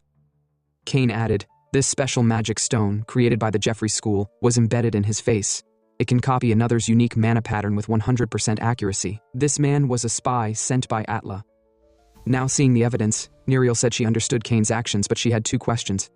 First, how was he able to see through the Jeffrey School's magic when he's just a swordsman? Second, why didn't he inform them that Jack was a spy? Cain replied, he know everything about the 73 schools of magic on the first continent, including their specialties and weaknesses. Neriel was taken aback. You know everything about all 73 schools? She asked in disbelief. Cain nodded and continued. As for why he didn't tell them earlier, it's because of something his grandfather did when he was younger. He once said that the malice within Cain was immense. To manage it, he twisted Cain's instincts so that his malice would only target evil. Now, whenever he faces evil, his body moves unconsciously to eliminate it. He didn't have time to explain, he simply acted. After resolving the misunderstanding, Neriel decided to take Kane to the princess. As they walked, she told him, "Next time, please try to explain things before you act." Kane apologized, promising to try to control himself in the future. To thank him for his efforts, Neriel said she would speak to the princess about arranging a reward. Kane then asked, "Where is the princess right now?" Neriel replied that she's praying on the top floor under the full moon. Kane sighed in relief. "That's good. He thought she might have gone outside. It's too dangerous out there." Neriel snapped. There's no way she'd let the princess go out alone. Besides, the altar where she's praying is safe. However, a sudden realization struck her. She recalled that Jack and another person had prepared the altar. Fearful for the princess's safety, Neriel sprinted to the altar and slammed the door open. She was relieved to find the princess unharmed. The princess, her eyes blazing with power, looked at Neriel and said, "You've come here. Does that mean the lower floors have been attacked as well?" Neriel replied, "It's a bit more complicated than that. She can't explain everything right now." The princess nodded solemnly. "I see. She made the right decision to stay here. Few would dare to challenge her under the full moon, and even fewer could defeat her. The full moon strengthens her, ensuring her safety." Neriel felt reassured, knowing that the princess was in her strongest state under the full moon. There was no way she would fall to an assassin in such a condition. Neriel asked, "By the way, where is the attacker?" The princess replied calmly, "They have been annihilated. They came out of nowhere, and she ended up using too much force. It's unfortunate. If the attackers had survived, they could have captured them for more information." However, her expression changed as she added, "There seems to be one more attacker left. They've completely erased their presence, but her eyes won't be deceived under the moonlight." Without another word, she sprinted away in an instant, determined to locate the hidden enemy. Neriel yelled, "Wait, princess!" But her voice couldn't stop the princess. Neriel thought to herself that only Kane was capable of completely erasing his presence like that, and Kane was not an enemy. She began running after the princess, realizing that under the full moon, the princess's powers rivaled those of the Beast King in his prime. Even Kane might not escape her detection. Meanwhile, the princess closed in on the attacker and engaged them in combat. After a few strikes, she remarked, "You're stronger than I thought." But then, she stopped, surprised and blushing when she realized it was Kane. He had effortlessly blocked her attack. She quickly apologized, saying, "She's so sorry." She thought he was one of the intruders. Kane replied calmly, "No need to worry, it's fine." As Neriel caught up with him, she stood in disbelief. She can't believe it. The princess's surprise attack was completely blocked by Kane. Even the Beast King couldn't have stopped that easily. Does this mean Kane is stronger than the Beast King? Later, they all sat down to discuss what had transpired. The princess sighed and said, "So Jack was actually a spy. It was because of the Jeffrey School's body transformation magic that she couldn't detect his fate." Kane asked, "Is there any connection between the Jeffrey School's magic and her ability to see fates?" The princess nodded. "Yes, as you know, she can see the fates of others so long as they're visible to her naked eye. That's the only condition. She believes it works by observing their mana. If the target hides their mana, she can't see their fates." Neriel immediately scolded her. "Princess, how could you blab about a national secret so easily? She shouldn't reveal such critical information." The princess waved her off, saying, "Even if it's a secret, is it more important than their lives?" With a sigh, Neriel turned to Kane. "What you've just heard is classified information, not for public knowledge." Before Kane could respond, his aura shifted. His eyes turned red, and anger filled his face. The others noticed his sudden change and stared at him in shock. Kane stood abruptly, saying, "Judging by their reactions, they haven't noticed yet. We're under attack. We've been surrounded." Outside, a group of assassins monitored their every move. Hidden in the shadows about 1.5 kilometers from the Beastmen's lodgings, they watched closely. Among them was a man with sharp, rodent-like features, the Rat Man. Using a lens to spy on the lodgings, he muttered, "Why the hell is Jack so late in reporting? What is he doing?" He said that, while they're here struggling, Jack is playing at being a spy. He should stop slacking and get things done. The Rat Man sneered. "When they're done with this job, they should kill Jack. He's useless." Their leader, Rashud, the 12th ranked sacred magic swordsman of the Atla executives, spoke calmly. "There's no need to bother. The transformation magic used on Jack carries significant risks. He should be dead by now." The Rat Man smirked. "Ah, so that's why you sent him. As expected of our boss, always so wise." But Jay, another member of Atla, interrupted sharply. "Shut up, Rat Man. Jack infiltrated the place 30 minutes ago and hasn't reported back. Shouldn't they be worried about that instead?" The Rat Man, as dim-witted as his namesake, confidently claimed that the task was simple, which was why Jack seemed so relaxed. Jay, however, called him foolish, mocking his lack of awareness. Their argument quickly escalated, and they both turned to the commander, asking if they could settle their grudge by killing each other. The commander, with a calm demeanor, allowed them to do as they wished. However, his aura changed abruptly as he warned them with a chilling threat. If anyone dared draw their sword in his presence, he would personally kill them. Startled by the overwhelming killing intent emanating from him, both men froze in fear. They realized they were facing the power of the 12th rank in Atla. The commander turned to Jay, instructing him to inform the others that if there was no contact from their spy within the next minute, they would proceed with the plan. Jay acknowledged the order and left immediately. Meanwhile, the rat man stretched his body and remarked with excitement, "It seems they're finally starting the attack. This makes his blood boil. Right, Commander?" But as he turned, he was horrified to see the commander's head severed from his body. Panic surged through him as he called out to Jay, urging him to alert everyone that they were under attack. However, his voice faltered when he saw Jay's lifeless body, his head also decapitated. Shaken, the rat man stammered, "What the hell is going on? Who's attacking them so quickly that they can't even sense them?" Emerging from the shadows, Cain revealed himself. He calmly stated that he had sensed bloodlust, but it seemed he was mistaken. The rat man, gripping his sword, pointed it at Cain and demanded, "Who are you? Did you kill them?" Cain remained silent, which only fueled the rat man's anger. "When someone asks you a question, you answer," he roared. But in an instant, Cain appeared behind him and coldly said, "A person? Do you really call yourself a person? How about a lump of meat?" Before the rat man could react, Cain struck him down effortlessly. By morning, Neriel concluded that since their location had been compromised, they had to abandon the base. She ordered the remaining soldiers to dispose of anything that might leak information and take only the essentials. The warriors acknowledged her command, swiftly moving to execute her orders. Shortly after, Cain entered the room and announced his return. Neriel thanked him for his hard work in scouting the assassins and asked if he had recorded the number of enemies and identified their commander's face. Cain, with a blank expression, questioned, "Is the number of enemies in the commander's face that important?"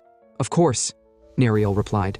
"Knowing the enemy's strength and leadership is critical to preparing for the battles ahead." Cain scratched his head and explained, "He killed them all. None of them had faces left, and he wasn't exactly counting." Neriel was stunned. "You defeated all of them in just a few minutes?" she asked, disbelief clear in her voice. Her gaze then fell upon the unfamiliar sword Cain was carrying. "Where did you get that sword?" she inquired. Cain casually replied that he brought it back as a trophy. It belonged to the commander. Neriel's shock deepened. "He defeated Rashud, the sacred magic swordsman, and took his sword?" Cain, still unaware of the significance, asked, "Sacred magic swordsman? Was that his name?" He admitted that he didn't ask before killing him. Neriel explained that Rashud, the man he had slain, was a renowned executive of Atla. The sword Cain now held, Reishi Biertan, was a legendary blade said to be capable of cutting through anything. Cain admitted, he did notice the sword's mana density was unusually high. "So it's a magic sword?" Neriel, now uncertain, muttered, "You didn't even know who he was?" She was astounded that Cain, a swordsman, had never heard of a name as famous as Rashud's, a name known to every swordsman at least once in their lifetime. However, Cain, with a sigh, explained he had no interest in swords. Neriel recalled how Cain had also been unaware of her Black Wolf sword, further fueling her suspicion that Cain might not truly be a swordsman. Meanwhile, Princess Shia was focused on restoring her powers to re-enter her beast mode. After some time, synchronization was complete, and she apologized for the delay.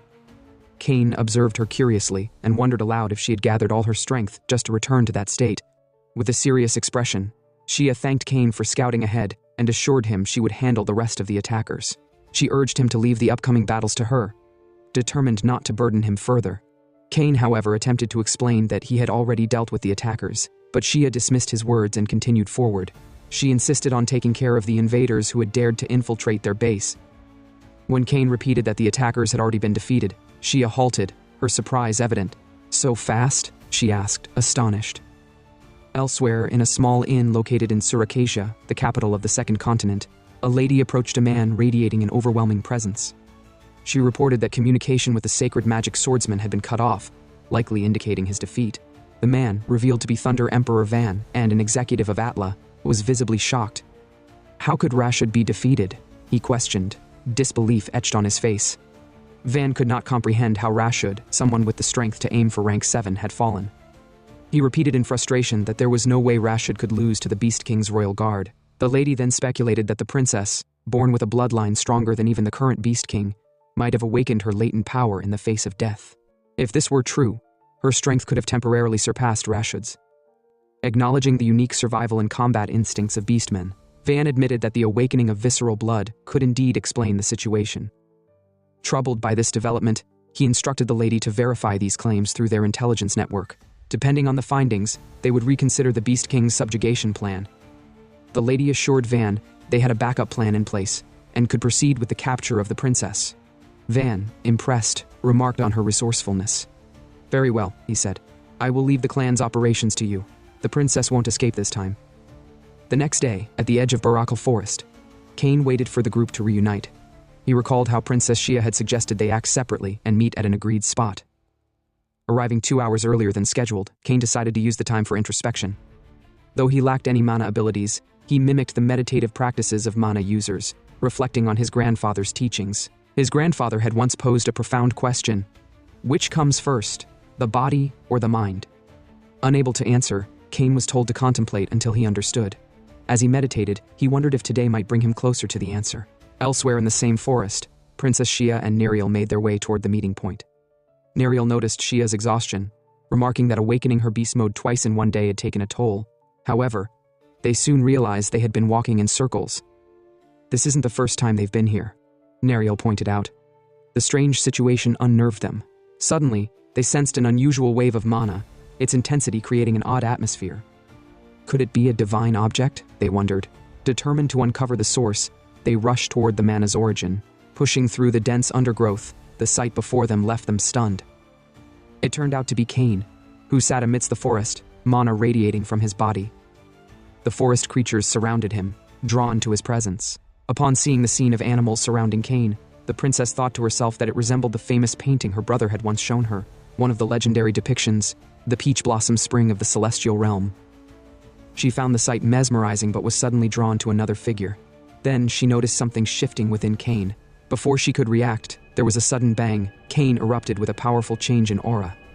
His eyes turned blood red, his presence radiating a devilish intensity. The princess gasped in awe and muttered, "What is this? Heavenly yet evil sight?" Meanwhile, Kane's consciousness drifted into a transcendent realm. Strangely, it felt as though this was not his first time experiencing such a phenomenon.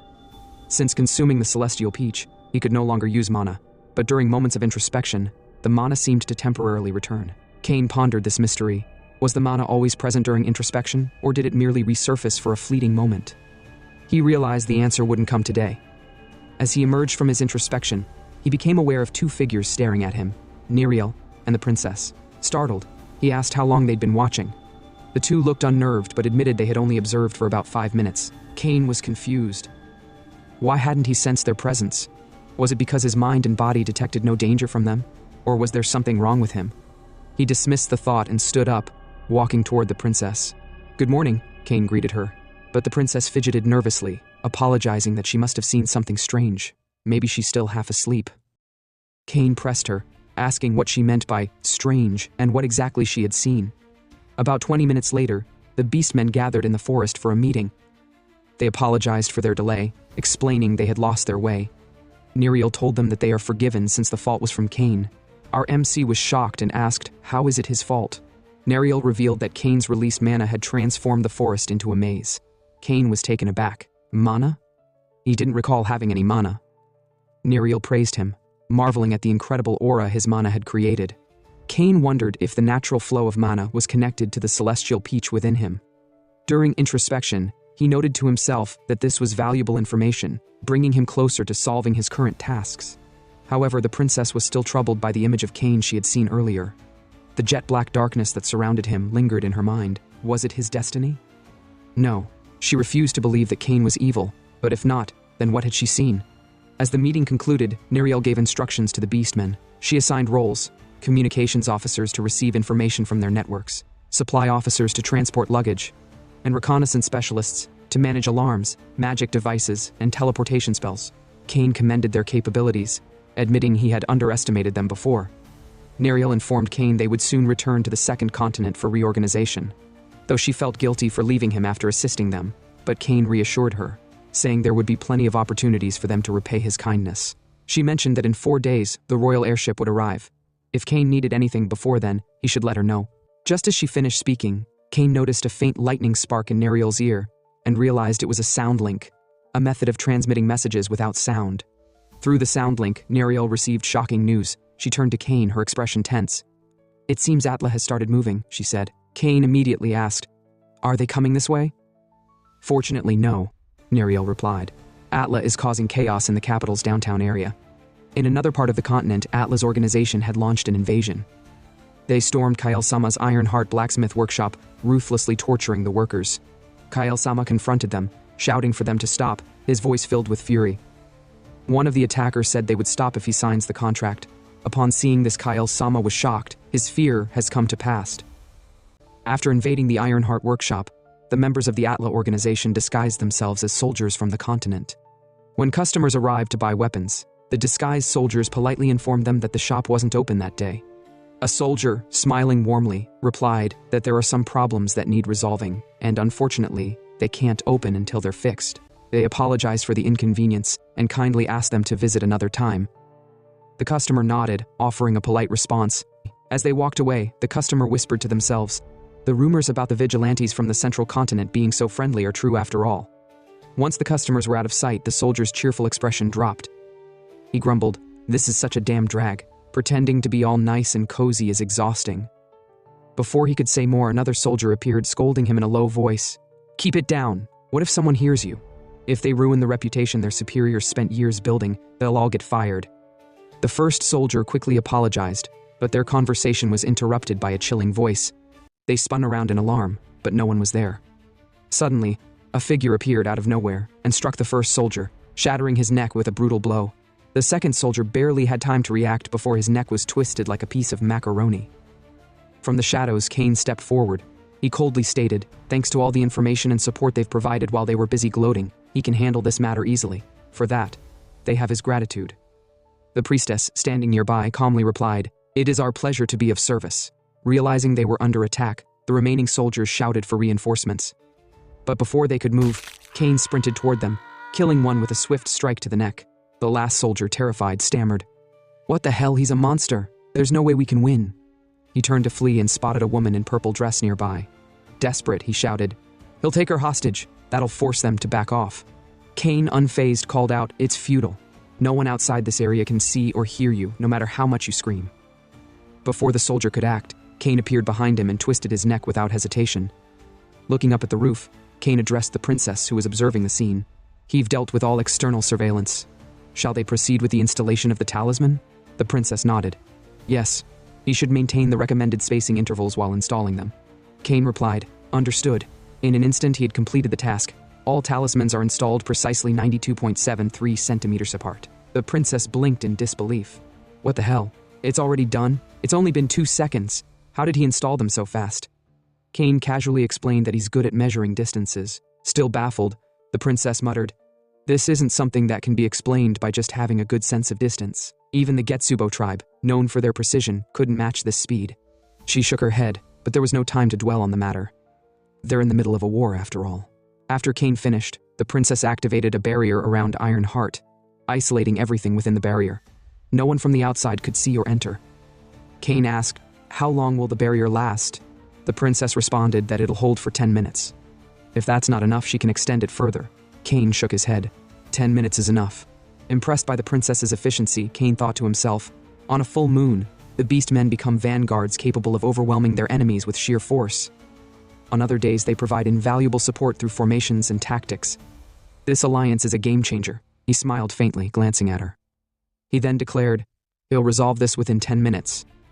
Inside the Ironheart building, the attackers from the Atla organization continued their brutal torture of the workers. Kyle-sama shouted, "Stop this at once!"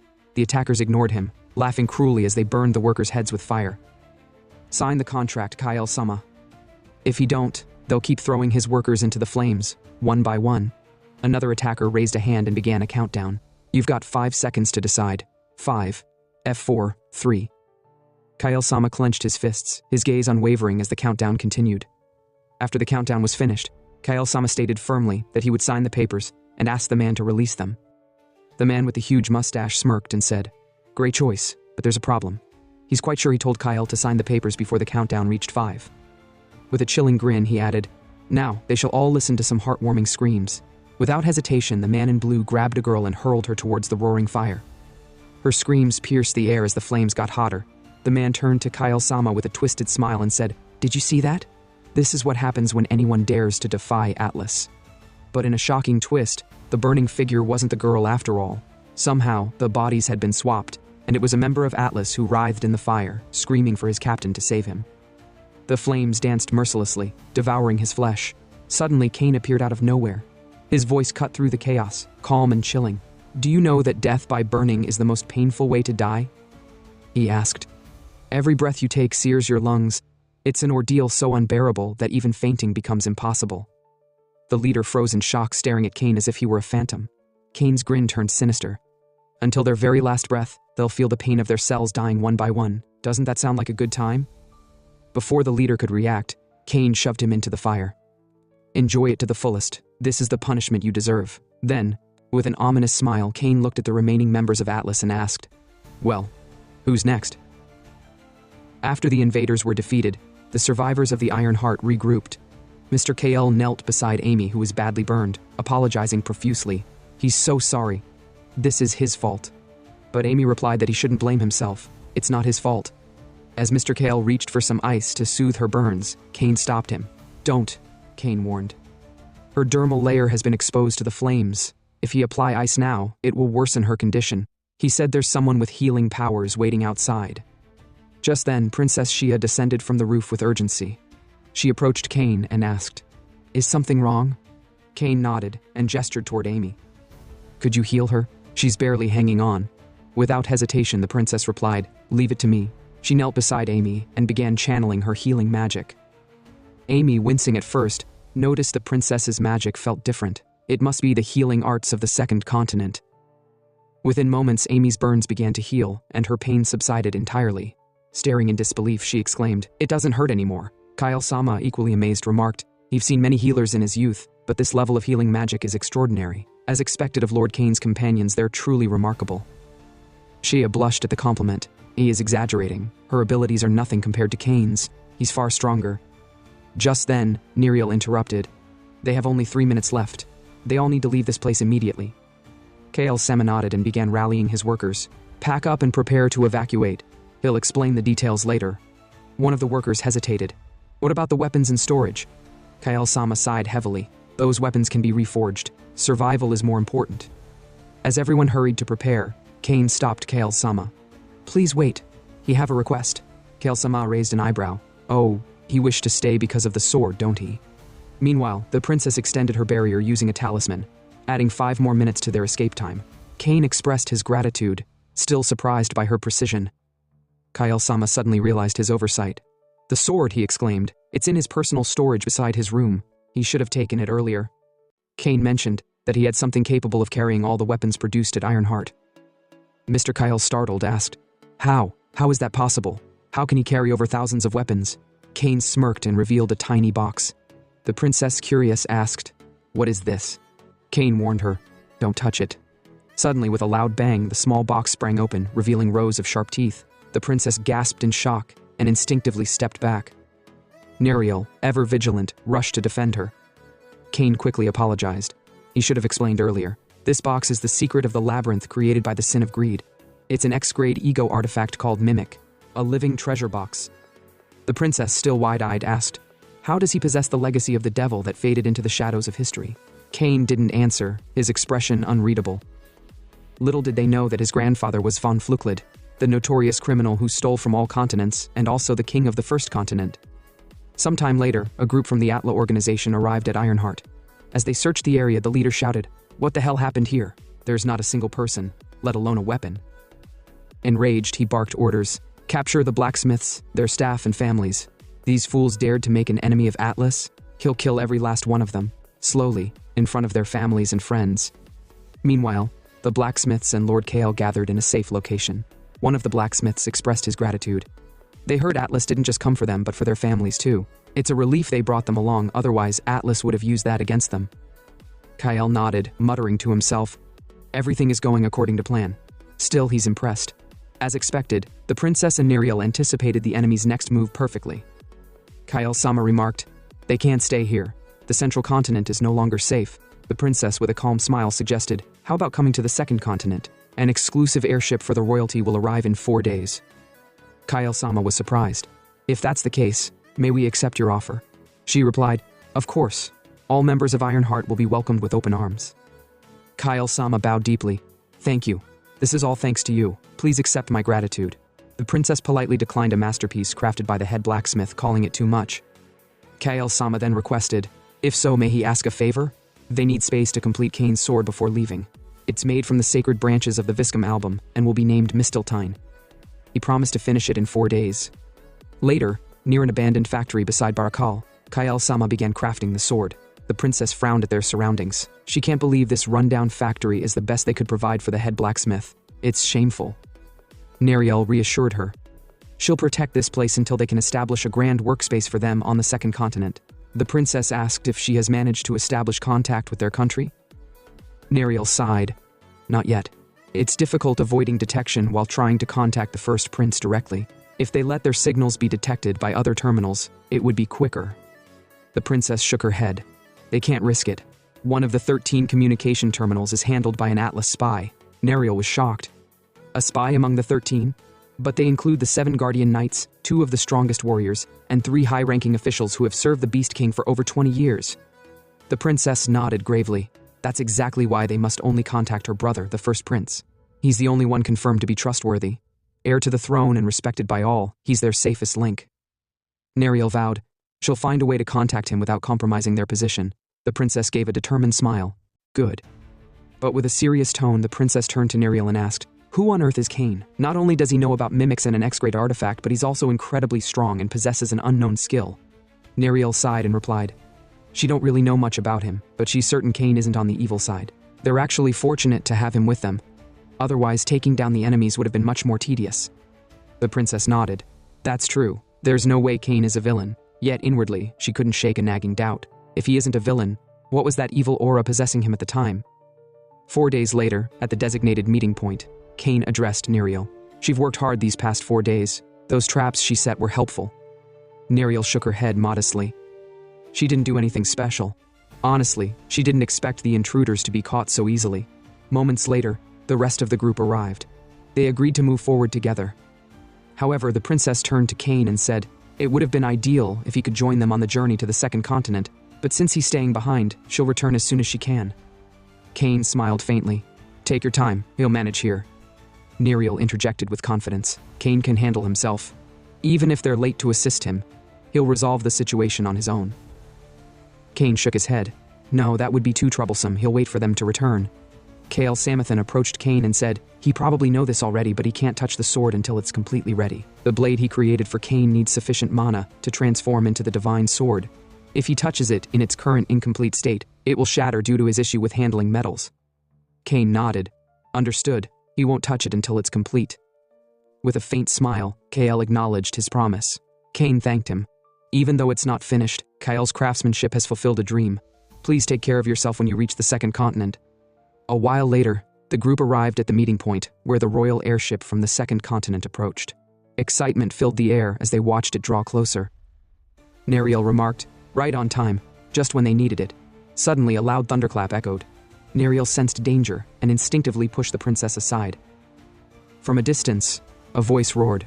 Just as the Thunder Emperor predicted, they're here. The attackers turns out to be the members of the Atlas organization. The princess and Nariel were stunned. How did they know we'd be here? The only person informed was the second prince, the princess's elder brother. The leader of the attackers sneered and asked if they were the ones who evacuated the Ironheart blacksmiths. Neither the princess nor the Beast clan responded. Angered by their silence, the leader snapped. Stop ignoring me. He'll get his answers during interrogation. The attackers activated anti-beast equipment designed to weaken beastmen. Nariel recognized it immediately and shouted, that's a blood circulation suppression device. Everyone, stop using your blood circulation techniques, it'll only make things worse. The attackers began their assault. The devices, however, had little effect on the beastmen. The leader was shocked. What the hell? They already know about the equipment. One of the attackers muttered, Captain, can we even win at this rate? The captain snarled, they're just tigers without fangs now. We have the advantage. As the Atlas members prepared to attack, Nariel urged the princess to leave. She'll buy them time, focus on protecting the staff and artisans. But the princess refused. Fall back, Nariel, I'll handle this. She said her talisman formations aren't affected by the suppression device, so it'll be more effective. Upon seeing the princess advancing toward him, the leader of the attackers yelled at his subordinates to stop her immediately, warning that she was dangerous. However, the princess, unfazed, informed him it was too late. With a sharp motion, she hurled the talisman in her hand. As it landed on the ground, it began emitting a blinding light. The scattered fragments conjoined, forming a radiant protection formation in the shape of a dragon. The attackers froze in awe and terror as the formation known as Jembu shimmered with overwhelming energy. The leader cursed under his breath, exclaiming, "What the hell? How did the princess gain the powers of the four gods?" The princess offered no explanation. Instead, she stood her ground, declaring, "None of them will step foot inside this formation." Meanwhile, Cain stood apart from the battle, staring at his newly acquired sword. He hesitated to touch it, muttering to himself, "Such temptation, but he can't. How long will it take for this sword to fully form? A month?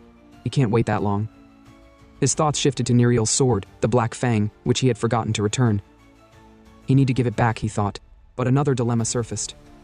If he left now, someone might steal Mistletoe, the sword he had just acquired. Back at the battlefield, the princess maintained the formation, her focus unwavering. The leader of the attackers, now growing desperate, muttered, "If he let them go, his boss will kill him." His frustration grew as the princess airship approached. One of the beastmen in the airship threw down a ladder, telling all of them to quickly climb up. Soon, most of them had boarded the ship, leaving only the princess and Neriel behind. Neriel urged, "Everyone's on the ship. We need to go now." But the princess remained rooted, unable to leave without abandoning the formation. The leader of the attackers sneered mockingly. He knew it. She can't maintain the formation from afar, can she? The moment she move, it's over. The princess clenched her fists, anger flashing in her eyes. He figured out its weakness, she admitted bitterly. But she couldn't bring herself to act. Neriel, noticing her hesitation, pleaded, "Princess, release the formation. She'll take her place and buy enough time to board the ship." The princess turned to Neriel with a sorrowful expression. "I'm sorry," she said. "I'll have to use a trump card." Neriel's eyes widened in shock. "No, anything but that. Please don't use the authority against me." Ignoring the plea, the princess invoked her royal command, an unbreakable vow made by Neriel with her beastly blood when she became the royal guard of the Beast King. This command, a compulsory order, could not be refused. Tears streamed down Neriel's face as she felt the power take hold. "Forgive me, princess," she whispered, her body moving against her will. "I order you to leave me and escape," the princess said firmly. Neriel's legs moved involuntarily, carrying her away. Despite her struggles, she couldn't resist the command. As she ran, tears blurred her vision. "Princess, don't forgive me for this." The princess, watching her loyal guard retreat, called out, "I've been honored to serve with you, Neriel." With that, Neriel disappeared onto the airship, and it took flight, leaving the princess behind. The leader of the attackers smirked. "What a touching farewell," he sneered. "But don't get too emotional, we'll see each other again soon." He stepped forward. "Now, release the formation and come quietly." The princess was breathing heavily, clearly at her limit. As the leader approached, his confidence grew, until a sword suddenly shot out from nowhere, piercing his skull. Blood sprayed as his lifeless body crumpled to the ground. The princess, on the verge of collapse, was caught mid-fall by Cain. "Rest now," Cain said softly, laying her on the ground. The remaining members of Atla stood frozen, horrified at the swift demise of their leader. Who could take down the captain like that?" one of them stammered. Our MC's gaze turned cold, his fury evident. "Trash like you. Feeling the bonds of comradeship?" He spat. "Disgusting." With a flick of his hand, the attackers were lifted into the air, their screams echoing, and then, with brutal efficiency, Cain ended them all. As Cain continued slaying them, he directed one final question toward the attackers. Why on earth did they even exist? He claimed that no one in the world needed their existence, yet they deluded themselves into thinking their lives held value. With those bitter words, Cain stepped toward the leader and pulled the Black Fang's blade from his own head. Inspecting it, he was relieved to see that the blade was still intact and hadn't shattered. Before he could savor the moment, another member sprang toward him, aiming to strike. Cain sighed, muttering under his breath about their hopelessness. With a single, effortless swipe, he cut the attacker down. The remaining members, shocked by our MC's brutality, collectively decided to attack him all at once. As they approached, Cain sneered, addressing them with icy disdain.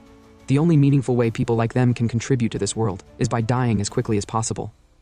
In a flash, he severed bodies with precision, cutting them apart at their waists and leaving carnage in his wake. Despite their numbers, Cain defeated them. A voice rose from the chaos, a man in blue, rallying the others. "We can take him down with numbers. Kill him," he roared. But minutes later, the battlefield was silent. Cain stood victorious, his blade now shattered in his hand. He examined the remnants with a calm demeanor.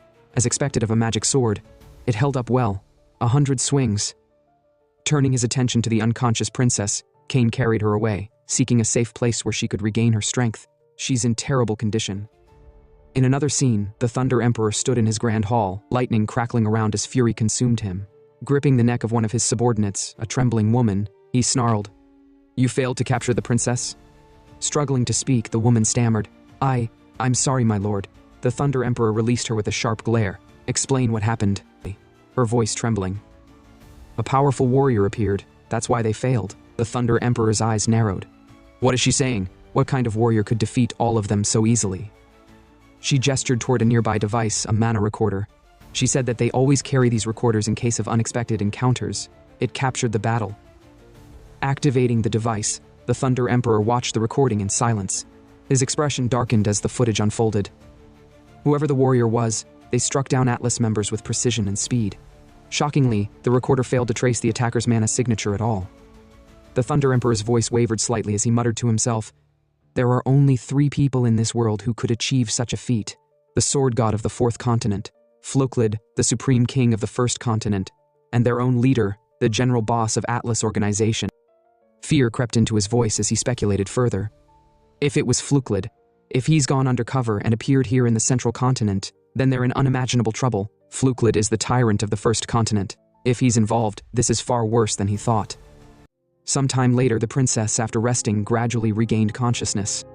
As she opened her eyes, she took in her unfamiliar surroundings, her fists clenched in anxiety. She wondered if she had been captured by the enemy. With a sigh, she whispered to herself, "Please, Neriel, don't blame yourself. It's not your fault for leaving me behind." The princess worried that once Neriel returned to their homeland and faced the others, she might consider ending her life out of shame for failing her duty. However, the princess hoped deeply that Neriel wouldn't make such a foolish decision. Tears welled up as she began sobbing, apologizing to everyone, her father, her mother, Neriel, and even Cain. Her voice trembled as she repeated her regret over and over. Suddenly, a voice broke through her despair.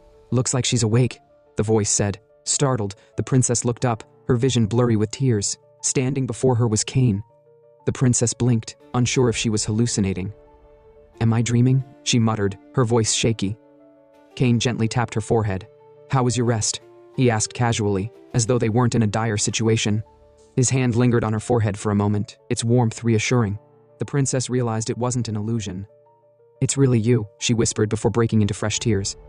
Cain worried. "Does it hurt somewhere?" he asked, pulling out a bottle filled with a glowing liquid. He told her to drink it. "She will feel better." The princess gasped. "Isn't that the elixir said to heal any injury and even revive the dead?" The radiance from the potion alone seemed to ease her pain. She hesitated, then shook her head. "I can't take it. It's too precious," she protested. "He shouldn't waste it on her." Cain sighed, because he knew the elixir originally belonged to the beastmen. His grandfather entrusted this elixir to him for a time like this. He told Cain to ensure that the priestess drinks it when the moment comes, but if she insists, she should let him know when she needs it. The princess nodded reluctantly, feeling a mixture of gratitude and guilt. She looked at Cain and said softly, "He have saved her once again, even though he have so much to deal with. Thank you." Suddenly, she remembered Cain's sword, Mistletoe, and asked, "What happened to your sword?" Cain smirked and pointed to the mimic nearby. "It's in there." He figured anything inside a mimic wouldn't count as him touching it. He commanded the mimic to show the sword, and its jaws opened to reveal the weapon. A bright light began to emanate from the sword, filling the room. The princess shielded her eyes. "What's going on?" she asked. Cain shook his head. "He don't really know," he admitted, "but it seems like the sword is a little too lively." Back on the airship, KKL Sama looked troubled. His apprentice approached him and asked what has been on his mind.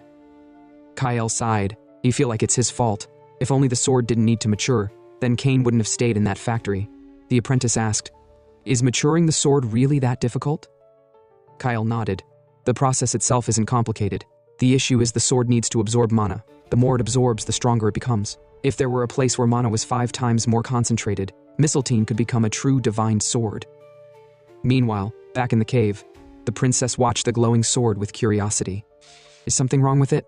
she asked. Cain shrugged. "It feels like the mimic accelerated the process." The mana concentration inside is 10 times the normal level, so the sword is evolving faster. Kane turned to her. If that's the case, they might be ready to move immediately. The princess looked at him, surprised. Move? Where? Kane grinned. Atla's base. The central continent is practically empty right now. If the executives were here, they would have intervened when the airships were attacked. They're clearly off on another mission.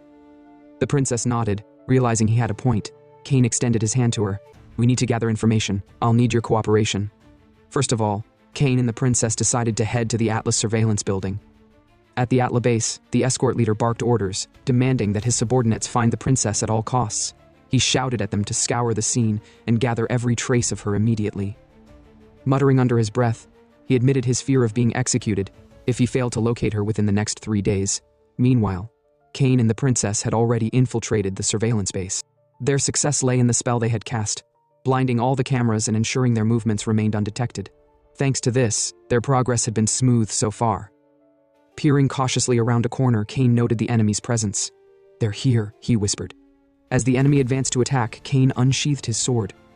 His movements were swift and merciless, cutting them down as if he harbored a personal vendetta from a past life. He didn't even allow them the courtesy of introducing themselves before they fell. Amidst the chaos, the escort leader appeared, yelling incomprehensibly about the princess. When his eyes landed on her, he sneered with satisfaction. I never thought you'd come here on your own, he said. This time I'll make sure to capture you myself. Before the leader could utter another word, Kane sprinted toward him, with his fist. Just as Kane was about to deliver a killing blow, the princess intervened. Wait, she called out urgently. We can still use him to get information. Reluctantly, Kane halted his attack. The princess placed a talisman on the leader's forehead and commanded him to reveal the access code. Under the influence of the talisman, the escort leader subconsciously divulged the code. Kane quickly input it into the system, and to their relief, it unlocked. Scanning through the information, they uncovered chilling reports about the invasion of the continents. The first continent's invasion progress was listed at 99%. Kane's hands froze as rage surged through him. This was the continent his grandfather, von Flüklid, had unified under and passed down unto Kane's father. To see it fall so quickly, just 14 years after his grandfather's handover, was unbearable. Grinding his teeth, Kane yelled, I'll kill every last one of those Atla bastards. Startled by his outburst, the princess broke into a nervous sweat. Kane, what's wrong? She asked cautiously. Taking a deep breath, Kane calmed himself. I'm sorry, he said. He got emotional. He said he's from the first continent, and seeing this makes him angry. The princess said she understands. To think the first continent would fall so far already, it's truly unsettling. She turned her gaze back to the system. What about the others? Are they in similar situations? Kane scanned the data. The third continent's invasion is only at 38%. The fourth is at 48%, and the second is at 11%. Luckily, the Vistran royal family on the second continent seems to be holding up. A sigh of relief escaped the princess. So, it wasn't my brother, she murmured. Kane raised an eyebrow. Was she suspecting the first prince? The princess replied, Yes. Only 3 people knew about their return to the second continent, Neriel, her elder brother, and her, for Atlas forces to know about it. She thought her brother might have been the one to betray them. Now she's relieved to know that's not the case. Kane frowned. Don't be so quick to relax. Neriel doesn't know that the first prince isn't a spy. If she's still convinced he's a traitor, she might report him to the Beast King. That could lead to his arrest. The princess paled. If Neriel informs the Beast King, it'll sow distrust within the royal family. Cracks will appear in the Vistran sanctuary, and Atla will exploit them to conquer the second continent, she said, her voice trembling. She need to warn her father before Neriel reaches the second continent, but she don't have any way to communicate with him. Kane's expression hardened with resolve. Then we'll go to the Atlas Central Headquarters in Barakal. The princess stared at him in disbelief. The Atlas Central Headquarters? That's their largest base. It's crawling with over 1,000 members. Kane nodded firmly. It's the only way. They'll break through their ranks and secure a communication device before Neriel arrives. Realizing they had no other choice, the princess glanced at the clock. The airship will reach the second continent in 8 hours. We have no time to waste. Let's hurry, Kane. At the Atlas headquarters in the central continent, the leader roared at the assembled soldiers, calling them fools for failing to locate even a single trace of the missing princess. One of the soldiers hesitantly stepped forward, nervously explaining that half of their personnel were already searching for her. He pleaded for more time, confident they could bring back good news. The leader silenced him with a sharp glare. Enough excuses. Find the princess within the next few hours. If not, the number 1 of the Atlas organization will descend upon this headquarters. That would spell disaster for all of them. The mention of the organization's top enforcer sent chills through the soldiers. Whispers of fear rippled through the room as they imagined the repercussions of failure. Suddenly, another group of soldiers burst into the room, their expressions urgent. They addressed the leader, asking if he had called for them. The commander frowned, his face darkening with confusion. When did he call them? And why did they leave their guard posts? He never gave that order. One soldier scratched his head, visibly uneasy. But, we heard your voice. You told us intruders had arrived, and ordered us all to the basement immediately. The commander's confusion turned to anger. What are they talking about? He gave no such order. Before anyone could respond further, Kane stepped out of the shadows, his presence commanding the room.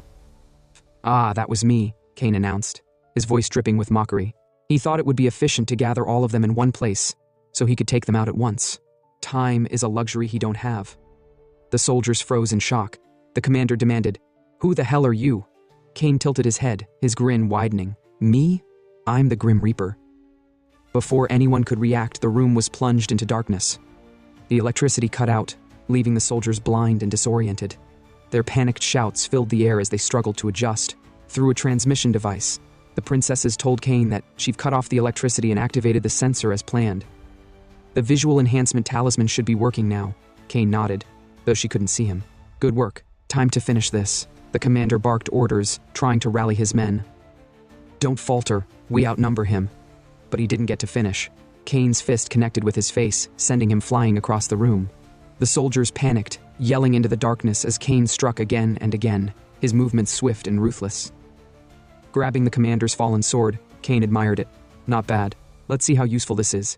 Testing the blade on the soldiers, Kane cut them down with grim precision.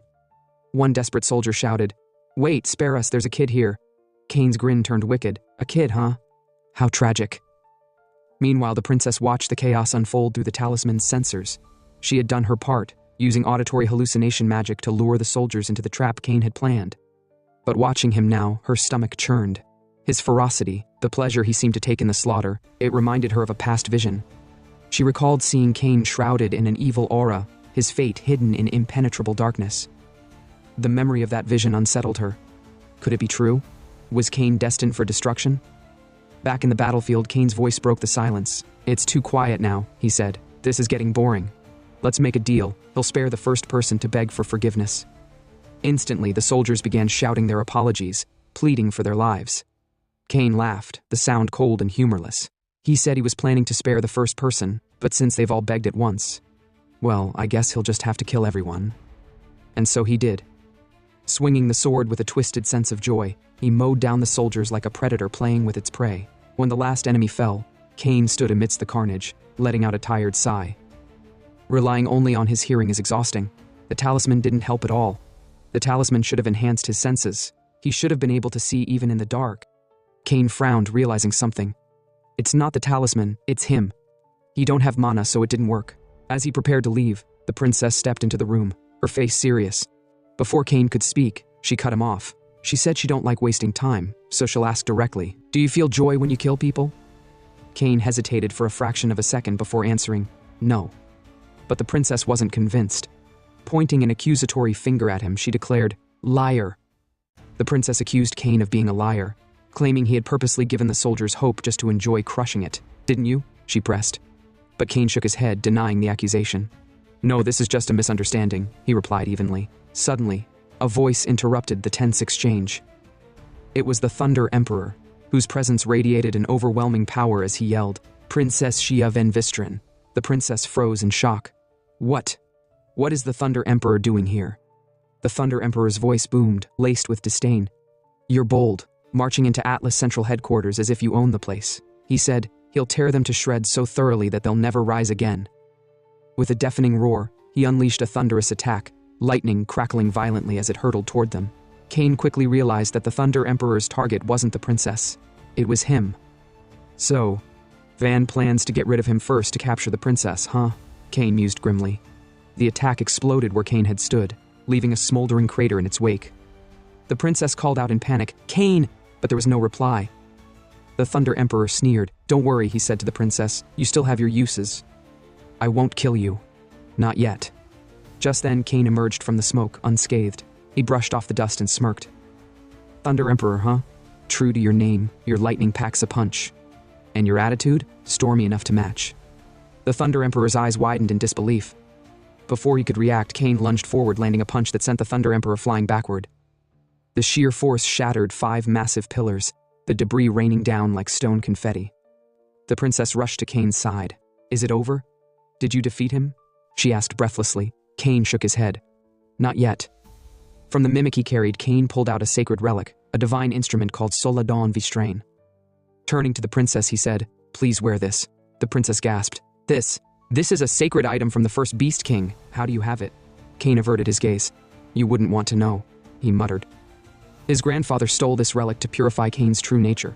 He said that one day, Cain would need to return it to its rightful owner. That day is today. The relic, he explained, had the power to awaken the dormant blood of the Vistran. It could transform the priestess into the strongest Vistran to have ever lived. He'll explain the details later, Cain said. For now, can he ask a favor? The princess hesitated but nodded. What is it? Cain glanced toward the Thunder Emperor, who was slowly stirring. He will probably be unconscious after defeating him. Can he count on her to protect him? The princess swallowed hard but agreed. All right. Then get out of here as soon as possible, Cain urged. As the princess began to leave, the Thunder Emperor, now awake and seething, roared. You won't escape! He launched a powerful attack, his palm crackling with energy. Cain intercepted the blow with his sword, but the weapon shattered under the force. The princess paused, guilt flashing in her eyes. I'm sorry, she murmured before continuing to flee. The Thunder Emperor snarled, Bastard, brace yourself. Cain, unfazed, smirked. After seeing what rank 8 of the Atla organization is made of, he's not impressed. The Thunder Emperor lunged, fist clad in lightning, aiming a devastating punch at Cain, but Cain blocked it effortlessly. Is that all? Cain taunted. A lightning fist, and it can't even faze me. The Thunder Emperor stumbled back, shock etched across his face. What kind of monster are you? Cain grinned darkly. You don't know how to throw a proper punch, do you? Allow me to teach you. In an instant, Cain struck, his fist slamming into the Thunder Emperor's stomach with earth-shattering force. The impact sent the Thunder Emperor flying, his body crumpling as his spirit seemed to separate from him. Blood sprayed as his organs shattered, leaving a gaping hole in his stomach. Cain stood over the defeated foe, his voice calm and cold. So, did you learn anything about throwing a real punch? Meanwhile, the princess had successfully left the chaotic area. The princess sighed in relief as she reached the control room. However, unease crept into her thoughts. Could she truly wield the divine artifact? If the artifact rejected her, it might spell disaster. Suddenly, a distant noise pulled her from her musings. A group of soldiers approached, their voices echoing down the corridors. One soldier shouted, All security systems are down. He'll head to the control room, the rest of them find the intruder. Steeling herself, the princess placed the divine artifact on her head. There's no time to wonder if it will accept her. She just have to act now. Her father, the Beast King, had once warned her about the artifact's dual nature. It was both a blessing and a curse. If the Chosen One donned it, they would receive unparalleled power. But if not, the artifact would take their life. Doubt gnawed at her. If she's truly the Chosen One, why has she been so weak? She's only strong during the full moon, useless at all other times. Fear gripped her, but she recalled her father's words and Cain's plea for protection. Determined, she resolved to honor her promise to him. With a deep breath, she placed the artifact firmly on her head. In an instant, radiant light burst forth from her body. The divine artifact's power surged through her, an ancient force tied to the legacy of the first Beast King. Her vision sharpened. She could now see through walls and across distances. In one such glance, she realized Van, the Thunder Emperor, was dead, and Cain lay unconscious after the battle. There's no time to waste, she thought. She must eliminate the remaining enemies and protect Cain. The soldiers soon entered the control room. Spotting no one, they spread out to search. Suddenly, the princess leapt from her hiding spot, delivering a deafening blow that instantly killed 2 soldiers. 10 more to go, she murmured, her resolve hardening. Elsewhere, Cain was lost in a dream. This dream was unlike any other, a vision of an alternate dimension. In it, he stood before a vast army. The princess, who was now the Beast King, commanded her soldiers to kill Cain. Cain declared, "This world is rightfully mine. Thieves like you deserve to die." With an evil grin, dark energy emanated from him. Let's see what they can do, shall we? He began cutting through the opposing soldiers with ruthless efficiency. The princess, furious, cried out, "Tyrant King von Euclid, this is where you fall." She charged at him and pierced his chest with her sword. Blood poured from the wound as she demanded, "Why did you wield such strength for evil? Why choose this path?" Cain, defeated, collapsed. The dream ended there, but it left Cain uneasy as he slept. Why does it always end this way? He muttered. What is this dream? A warning or another dimension's reality? As he remained unconscious, the princess stayed by his side, keeping watch. She muttered to herself, Cain's consciousness still hasn't returned. Neriel will arrive on the second continent in 4 hours. And the communication device is broken. Needing air to clear her mind, the princess stepped outside. She looked up at the night sky, surprised to see a half moon shining above.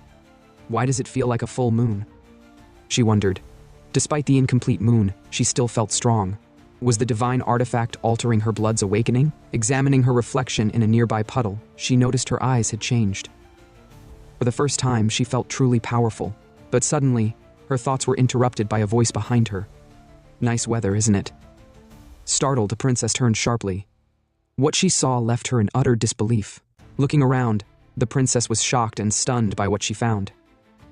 It turned out to be the rank 1 Atla executive known as Starfish. Starfish said that the scene really brought him back to that day. It reminded him of the battle that lay ahead. The princess was still in shock and asked him why he was here. Starfish explained that he had heard Van, the Thunder Emperor, had died. That was why he came. With anger, he demanded to know where Reinhard von Flücklet was. The princess asked him what he meant. Why would he think that the supreme ruler of the first continent would be here? Starfish responded that because of the extremely regrettable way the Thunder Emperor died, there was no one else who could have killed him other than von Flücklet. As far as he knew, only 3 people could kill the Thunder Emperor in such a manner. The first was the Absolute One, the boss of their Atla organization. The sword god of the fourth continent, the supreme ruler of the first continent, Reinhard von Flücklet. Starfish revealed that the only one whose whereabouts he was uncertain about was Flücklet, so it was certain that he was here. The princess tried to explain that Starfish was mistaken. The person he was looking for was not present, but Starfish wasn't convinced. He accused her of working together with Flücklet, and therefore, there was no way she wouldn't know where he was. Did Flücklet give her a fake name? Starfish wondered aloud. With a swipe of his finger, he cleared the princess out of the way like a mere tab, telling her to leave, as she was in his way. And he didn't have time to deal with small fry like her. She fell to the ground with a loud bang. Starfish then yelled towards the cave, commanding Flücklet to come out. He gestured to the sky, summoning a powerful force that was about to be launched toward the cave where Cain was resting. Today is the day he get his revenge, Starfish declared. The revenge he have longed for 20 years. As he hurled his spear towards the cave, he yelled, Reinhard Flücklet should die. Seeing this, the princess managed to get up and shouted that she had to stop him. Cain was inside, still asleep, and if this continued, he would die. She sprinted towards him, but Starfish, seeing her approach, warned her again. Didn't I tell you not to get in the way? With a quick motion, he launched another spear toward her. She fell to the ground, barely dodging it. She thought to herself that she had barely survived that attack and would have died without the divine artifacts. She tried to get up, but her body wouldn't obey. From the spot where the spear had landed, Starfish summoned it back to him.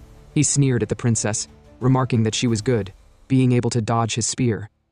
But he had no interest in her. With that, he aimed his attack directly at the cave where Cain was resting. The spear shattered the old cave walls. The princess froze, startled. She muttered to herself. Cain trusted her. He asked her to protect him, and yet she couldn't do anything. As the cave crumbled, Starfish laughed darkly. Wow, no reaction at all. Someone who was able to kill the Thunder Emperor shouldn't die that easily. The princess, now burning with anger, yelled that she would kill Starfish no matter what it took. With fury in her eyes, she sprinted toward him, determined to stop him. As the aura around her intensified, Starfish took notice. She was stronger than before. He wondered if her anger had awakened something within her, but he couldn't waste time on such mere insects. Without hesitation, he summoned thousands of space-launching spears toward the princess. Just die already, he shouted as the spears rained down on her. The princess gritted her teeth as she dodged the oncoming spears. She thought to herself, there are so many. It takes all her effort just to dodge them. She kept moving, narrowly avoiding every strike. Finally, after what seemed like an eternity, she successfully dodged everything. Starfish looked surprised. Wow, he muttered. She can survive that, but playtime ends now. With that, Starfish summoned one of his strongest spears, preparing to end the fight. But suddenly, a voice emerged from the rubble. It was Cain. You've really been getting on my nerves, he said, his voice cold and menacing. With a change in aura, Cain said he's really in a bad mood. He had a long bad dream, so he really needs something to vent out his frustrations. Starfish was taken aback. Wait, he isn't Reinhard Flücklet. Starfish realized in shock. Isn't he Flücklet's grandson? How is he still alive? Wasn't Cain killed by Flücklet 20 years ago?